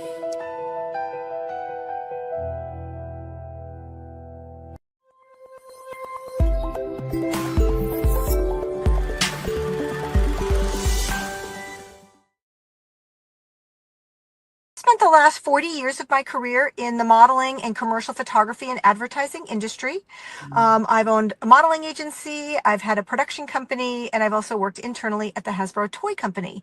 And what I began to realize just before 2020 and really was brought to my attention was that there was just so little representation of the disability community in mainstream media. And I started digging into it more, looking into stats, and it was kind of appalling. And for an industry that I love, I absolutely have loved to be a part of it. I was like, wow, I think I need to start something to make a little bit of an impact and maybe leave the business a little differently than I found it. So in January 2021, I launched Humankind, which is a model and talent agency exclusively representing children and adults with disabilities for mainstream media work, modeling, acting, and live events like runway shows. So We are licensed here in the state of Massachusetts as a licensed modeling agency, and we really look forward to presenting our roster of talent to brands for them to sort of to realize how important it is to include people with disabilities, because the size of the disability community is an untapped market. It's an untapped consumer market. And I think when I get in and start talking to clients about that, I think there's going to be some light bulbs going off, and realizing by being inclusive that we can really make some changes, not only to what we're seeing in advertising, but for people to see themselves, as they are in that mainstream. I think that's a big part of inclusion. Yes. Yes, we are the only resource in New England to find talent from the disability community. There are no agencies, I'm not even sure there's any agencies in this country that exclusively represent children and adults with disabilities. You might have a traditional modeling agency, but they'll have like one person, maybe. So in this case, for me, this creates an opportunity of embracing disability, right? This is where we create a community so that we can extend into the industry as a community, not just one-offs, not just one at a time, but as an entire community coming forward to present themselves for opportunities. And, we really want to try to, educate clients that about the possibilities of inclusive casting and production. But we also really want like local brands and local events to realize that these people are part of the community too. So it's really important we work on, educating our community. I want the models and actors that I represent to be ready. So we provide avenues to create portfolios, acting headshots, resumes, like all of the assets that traditional models and actors use. The models at Humankind Originals are using the same thing, same quality. We're not using iPhone photos from mom and dad. People are coming into professional photo shoots that I coordinate and leaving with incredible portfolio pictures. That's really important to me. So because I want to be on that same level, right? I don't want it to be like, oh, there's the agency with people with disabilities, and it's not coordinated, it's not presented, in a way that our, the creative people are comfortable with, right? So I use the same platforms that professional modeling agencies use, because I want the interface, like how they work within the website, to be the same. Right? I'm not giving them anything different. They don't have to learn anything different to click to see our models. You do the same thing. And I feel like if I can feed them that kind of slowly on a platform and platforms that they're already familiar with, we can begin to make some change. We can begin to, have people think differently when they are approaching their creative assets. Yeah. And I love how you did not change the platform. You have the platform of excellence, and you're showing that through even the disability community. Yeah. You're not just saying, okay, well, let me change this and change that of the look and everything for them because they might be, a different. No, you're saying no. These people, these children, these adults are spectacular, and they're going to get the excellence in the portfolios, just like the regular. Well, I hate to say regular, but the people that I call them traditional models. Like they just call them traditional, right? That's what they are. Traditional models. So I love how you're like, no, we're going to do excellence, just like the traditional models. Yeah, and that's where I did launch a modeling agency in I always say in the 1900s, in the 1990s, and so I know what it takes to build an agency from the ground up. What I didn't really understand was, how do I invite this community in? How do I tell them, I see you and I want you to be a part of this? Because they've never been invited in, right? Like they have never been invited in, and it's really important to me that people understand that I'm inviting you in, and I'm going to give you the materials and the materials that you need to partake in actual castings and auditions for all kinds of work. I think that, it is about this. It's a business, right? This is an industry. And I want to take it very, very seriously and very professionally. Yes. Now I was going to ask you, Queen Chrissy, with them coming in, like you just mentioned about, because their environment, they're in their mind saying, well, no one ever even told me I can do this. I didn't feel like comfortable doing this. Maybe because of my disability, I didn't feel like I can get to this point. How do you draw them to give them that confidence, build that confidence first? Because I know that has to happen probably before you even get into like the whole other part of it to get their portfolio. How does that work for you? So I definitely use folks who have already come through our clinics. So I utilize them. I share their stories on social media.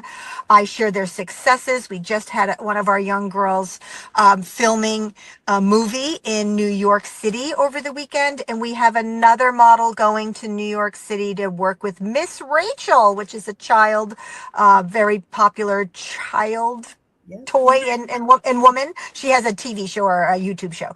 I don't have children that age, but I've heard she's amazing. And when I tell people that they're going to work for Miss Rachel, it is just super exciting.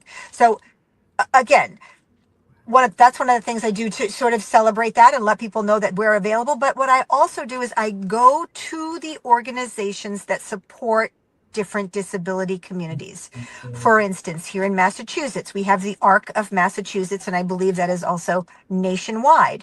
I go to their meetings. I introduce myself. I let those people who are working with these individuals on all different levels know that I'm here, right? I have to prove myself to them. They've never been invited in. They've never had someone say, I've got a door open for you. Come on in. So I think it's important for me to go to those organizations and share with them who I am, whether I have an opportunity to present during one of their meetings, or I just go to introduce myself and hand out business cards as much as I can. I often have a couple of pieces. I have a couple of printed pieces that I've produced that I'm really proud of that really showcase how easy it is to be inclusive with your approach. Beautiful printed piece partnered with a jewelry company in Rhode Island, really created this incredible piece that you don't know it is individuals with disabilities until you finally open up to the centerpiece. I wish I had it here to show you, but maybe I can share it with you somehow. But it's really important for me to show them that and for me to show up. So I spend a lot of time searching out where these groups are having events. How can I join their Zoom meetings? How can I introduce myself? Because I want them to know they're welcome here and that I'm for real. Like, I'm not a scam. I'm not a joke. I'm not going away anytime soon. I'm really, I'm doing this, I believe, for all the right reasons. And I know that it will land with the right people, and it already has. I mentioned those movies. We've also had models do print work for CVS, Staples, Burlington Coat Factory.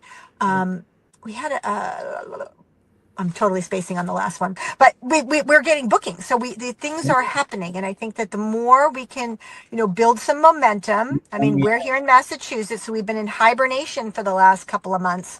Coming out of hibernation, more work is happening. And, I'm really on a mission right now to introduce the agency, introduce the talent now that we have a full roster that I feel, we have like over 65 people on our roster. I want that to continue to build because I need all ages across all disabilities, across all ethnicities, right? I want to have it all.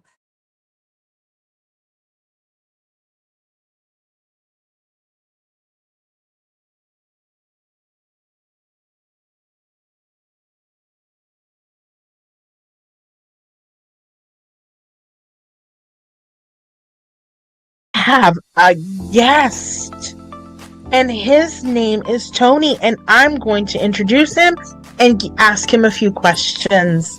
And I am delighted that Mr. Tony Green is here today. My lovely friend Christy, who you heard from or will be hearing from soon, shared with us all about Humankind and the unbelievable casting company that it is. He is a great friend and showed me how wonderful Mr. Tony Green is. So now I get to say hello to him. Tony, will you introduce yourself? Tell us your first and last name and where you're from. Hi, my name is Tony Green. Where do you live? Where I live? What state? What state do you live? Say that one more time. Very good. Maryland. Oh, Maryland. Wonderful. Tony, Yeah. what do you want to share with the audience? What do you want people to know about Mr. Tony Green? I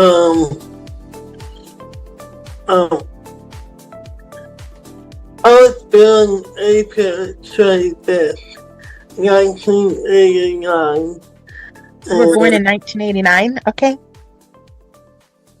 Tony, what do you like to do for fun? Yeah.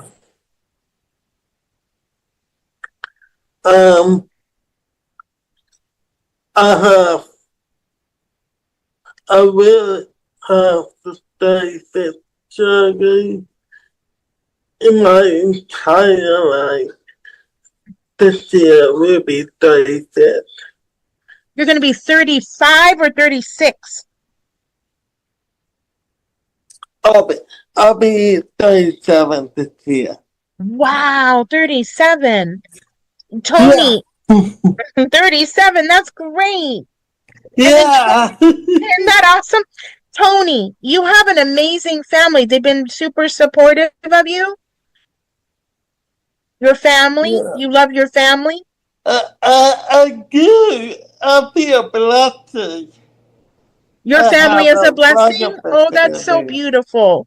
Not My everybody mom has a. and Denise Green and Bob Green, my father.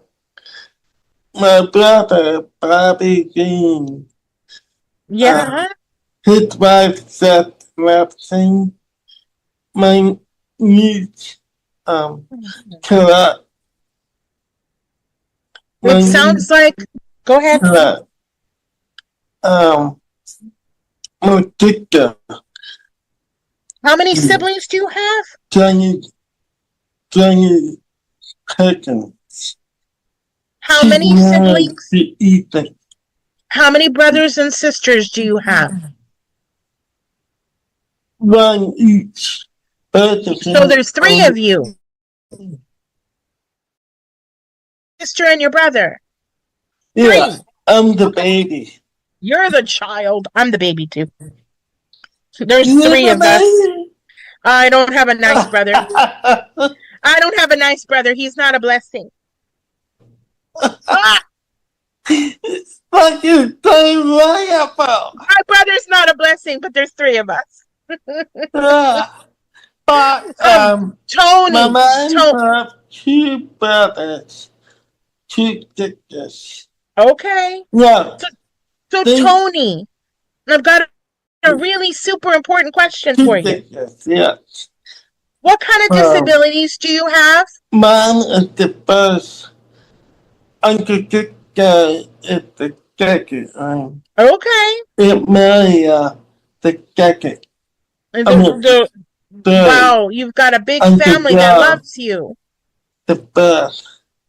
You have a big family that loves you. I think that's amazing. I didn't have a big family that loved me. My father's side, he had 5 sisters. Wow. He's the only one.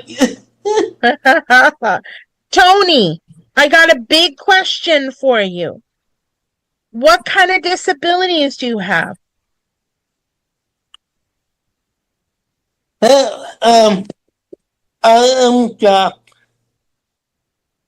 And I have cerebral palsy. Okay. I have learning disabilities and a brain injury and a leg problem.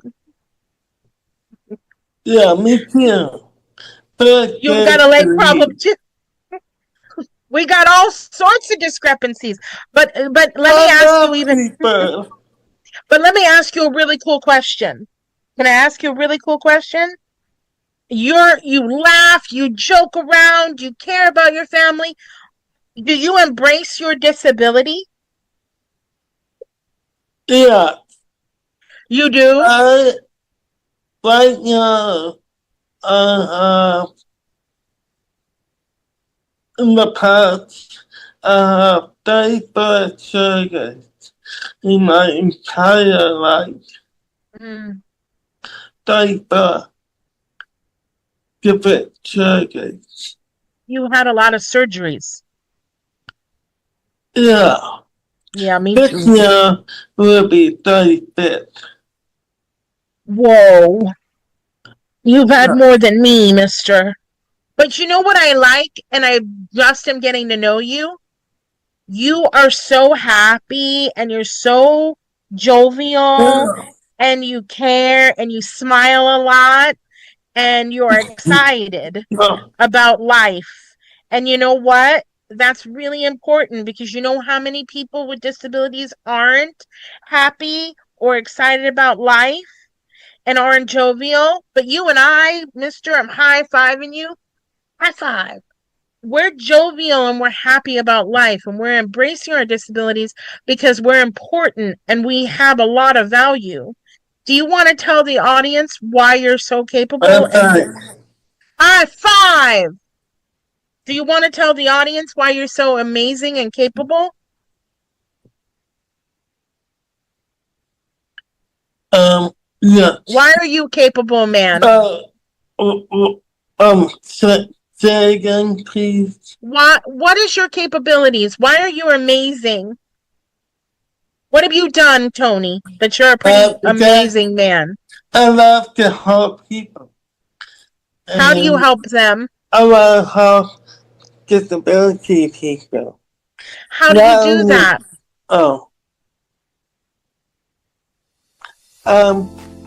I lift their self-esteem up. Oh. Do you want to do that too, like I do? Yeah. How do you do that? Do you help them are you in a home with other people with disabilities? Or do you live at home with your mom and dad? I live in a group home. So do you help the group home members lift them up? I live by myself with. Oh, you live by yourself in a group home. So you're in a shared living situation with one caregiver. Can I tell the audience about shared living? Can I tell them what that is? Yes. Okay, wonderful. Thank you. So shared living is where a person with a disability has somebody that's a caregiver that gets to live with them and help them with accessibility, independent living. Maybe if they can't cook for themselves, they'll cook for themselves, but they're living at home in their own home, but that caregiver is with them almost 24/7. There is time for respite and there is time for family. But this way, Tony gets to live independently because we should be living independently.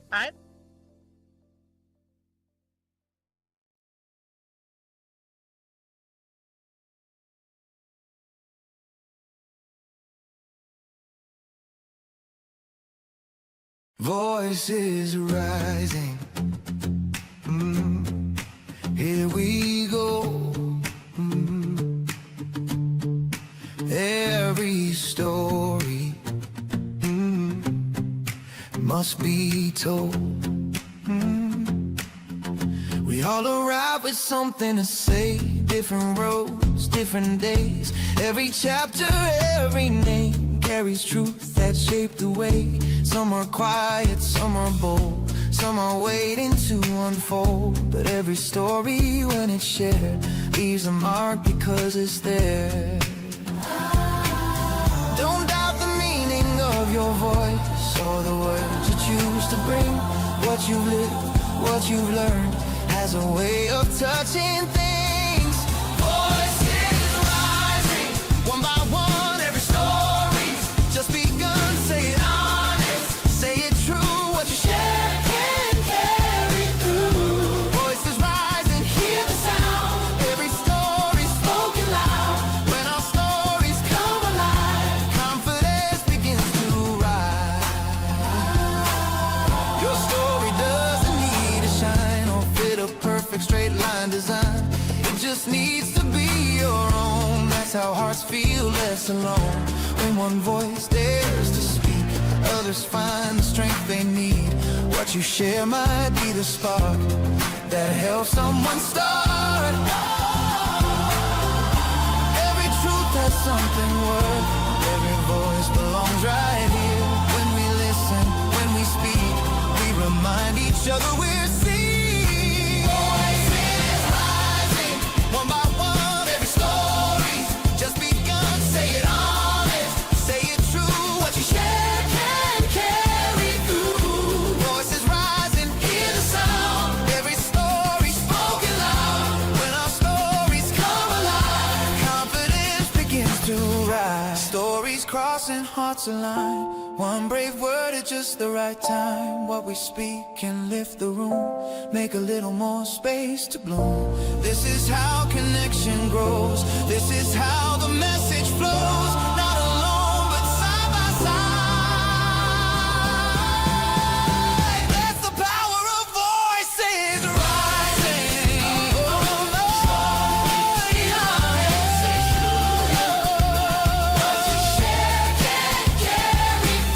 Voices rising. Hear the sound. Hear the sound. Spoken loud. When our stories come alive, confidence begins to rise.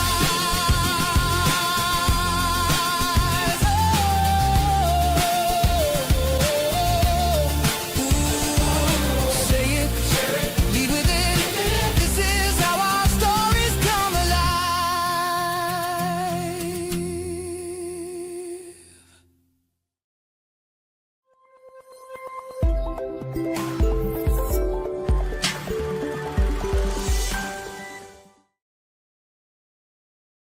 My name is Barbara J. Beckney, and I am a volunteer for this wonderful summit we have today, Embracing Disability Awareness Summit. And this is Roxy B. Rocker's baby. This is what she desires. Her mission in life is to make sure that people are treated in all communities, especially in the Embracing Disabled community. They're treated as human beings. They're treated as a person. And they're not people not looking at their labels, as people call it. So I always like to say embracing ability, because we all have the ability to do what we want to do if we want to do it, and if we fight hard enough and persevere. So with that, we have some wonderful stories throughout the summit. This is one that's going to really be amazing to everybody. I met this lady just a little while ago. We haven't known each other that long at all. We were reaching out for stories, and she came under the Facebook and said, okay, I think I want to be a part of it. And here she is. We've been through some times here, but we're here.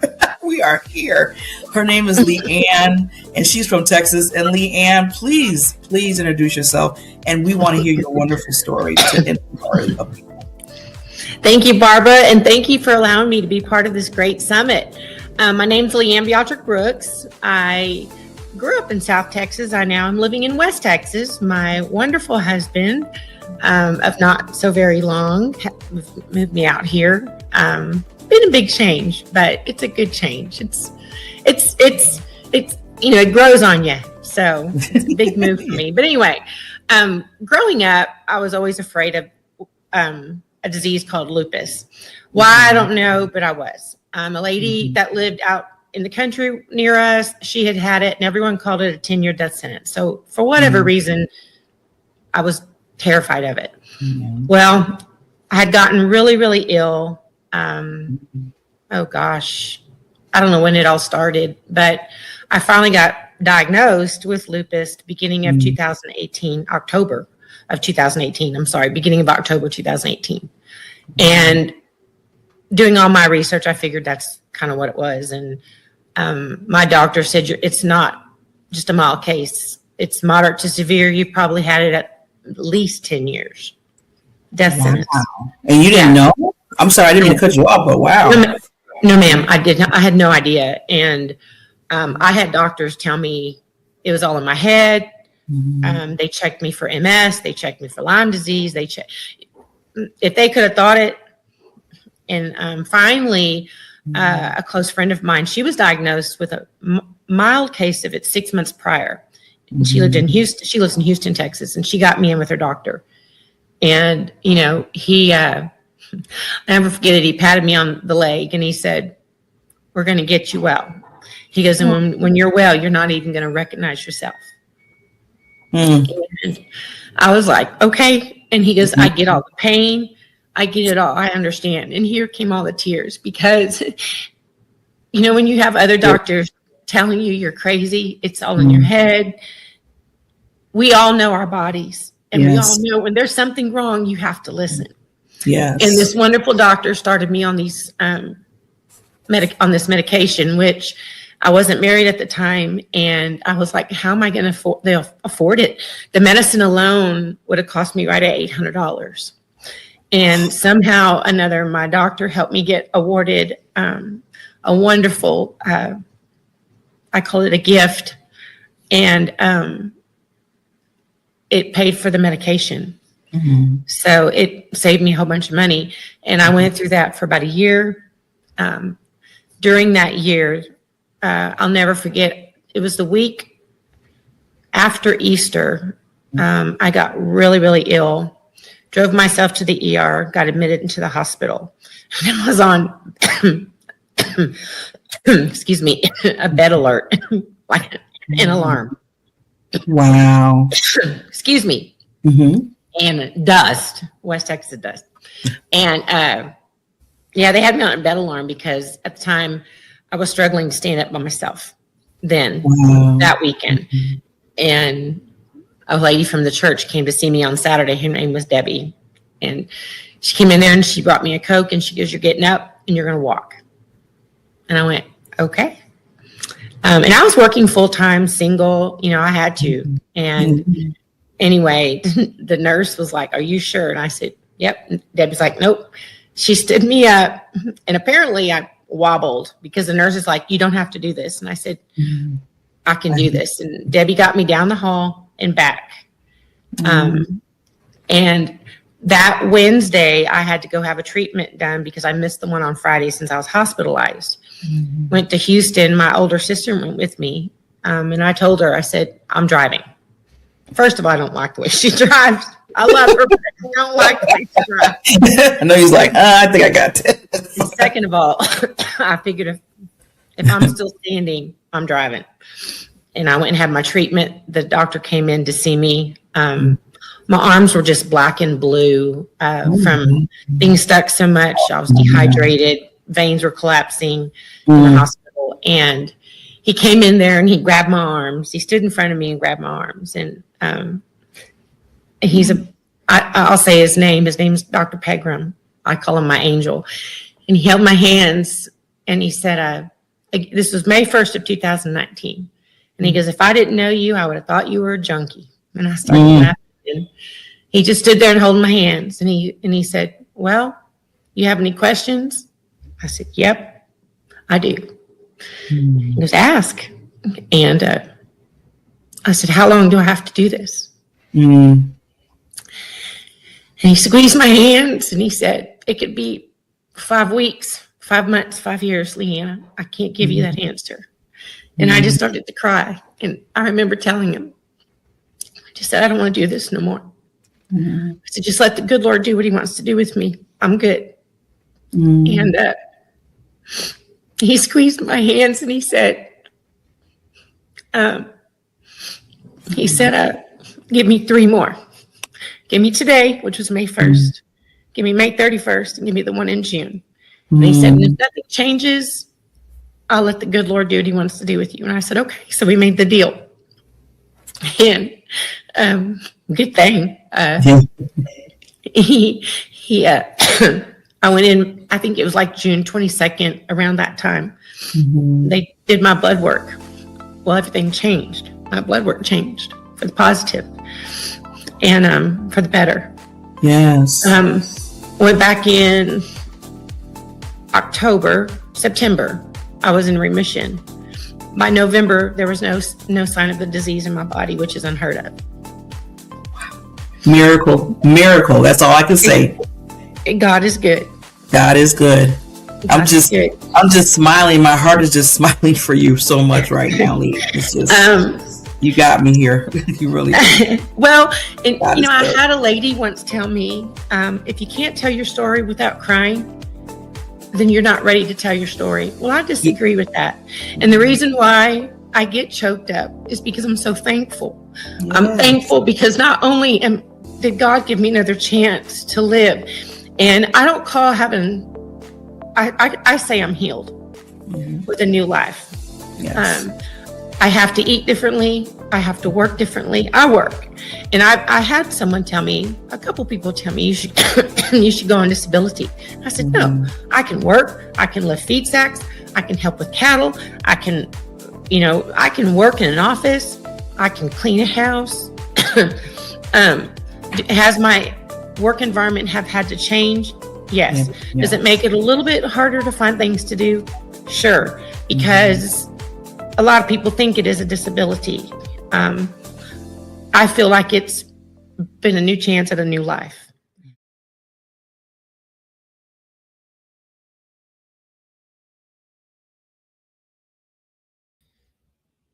Wow. God is so good.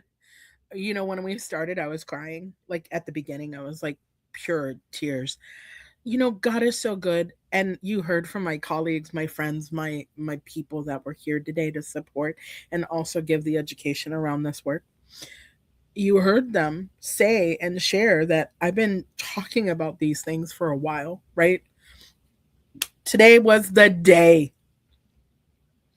Leanne, she had a new chance at life. I hit my head. I almost broke my neck, my orbital bone, my nose. I have a new chance at life. So the new chance at life gave me,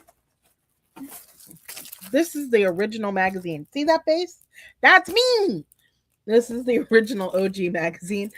God gave me this, right? And then it turned into Embracing Disability. And I have been dreaming of this summit playing in my head for almost 2.5, 3 years. And there's a lot of people I want to thank. Well, first, I'm going to give all the glory and all of the heart to God. I'm going to also thank my spiritual teacher, Papa, Mr. Felbate. He's my heart. He's beautiful. And I'm so grateful that him and his partner came into my life and they really poured love into me to show me how capable I was. Because the woman that you see today is not the woman that I was years ago. There were some setbacks even coming here. Like there was people hating on me and saying really mean things about me because there was misunderstandings and miscommunication. Because when you have a learning disability, there can be. I'm talking about one subject, they're talking about another, and we're colliding. Obstacles happen. Accommodations happen. Things are what they are. We just saw an Embracing Disability Summit. We heard about people's stories. We heard about Tony and his love, and Christy designing a whole agency around people with disabilities who are models and actors, and they're getting jobs and they're doing things in New York City. I mean, we're remarkable human beings. So I want to thank my partner. I want to thank God. I want to thank my spiritual teacher, Thomas, Papa. And I also want to, my partner, RJ, I want to give Barbara the most greatest accolades and hugs that we worked so many hours together putting this together. And the work that she did today was just tremendous. Larry Rothstein, he is a wonderful human being, lives in the Boston area, and he has a nonprofit that they're doing movies and documentaries, and a lot of stuff to just kind of bring the disability world alive. And his No Limits Media has graciously given me a physical sponsorship, which means that I can collect tax deductible donations on his behalf. And there's a Zephy link that's going around. And if you go to my website, there's a donate now. And I'm just asking if you can donate something. We're going to get equipment. We're going to be building some things so we can give more people with disabilities opportunities to find their voice, to learn about their voice. I want to make more clothes. I want to work with more people that want to make clothes. And I want to bring collaborations together. I want to have intersectionality conversations. Having this today and having resources to do more like this, it's not equitable all the time in the world of disability. It's not always easy in the world of disability. And so I'm trying to raise some funds. And that's why I really worked hard, because I'm going to become a 501c3 between the end of the year and next year. but No Limits Media is giving me that support so I can collect those tax deductible donations.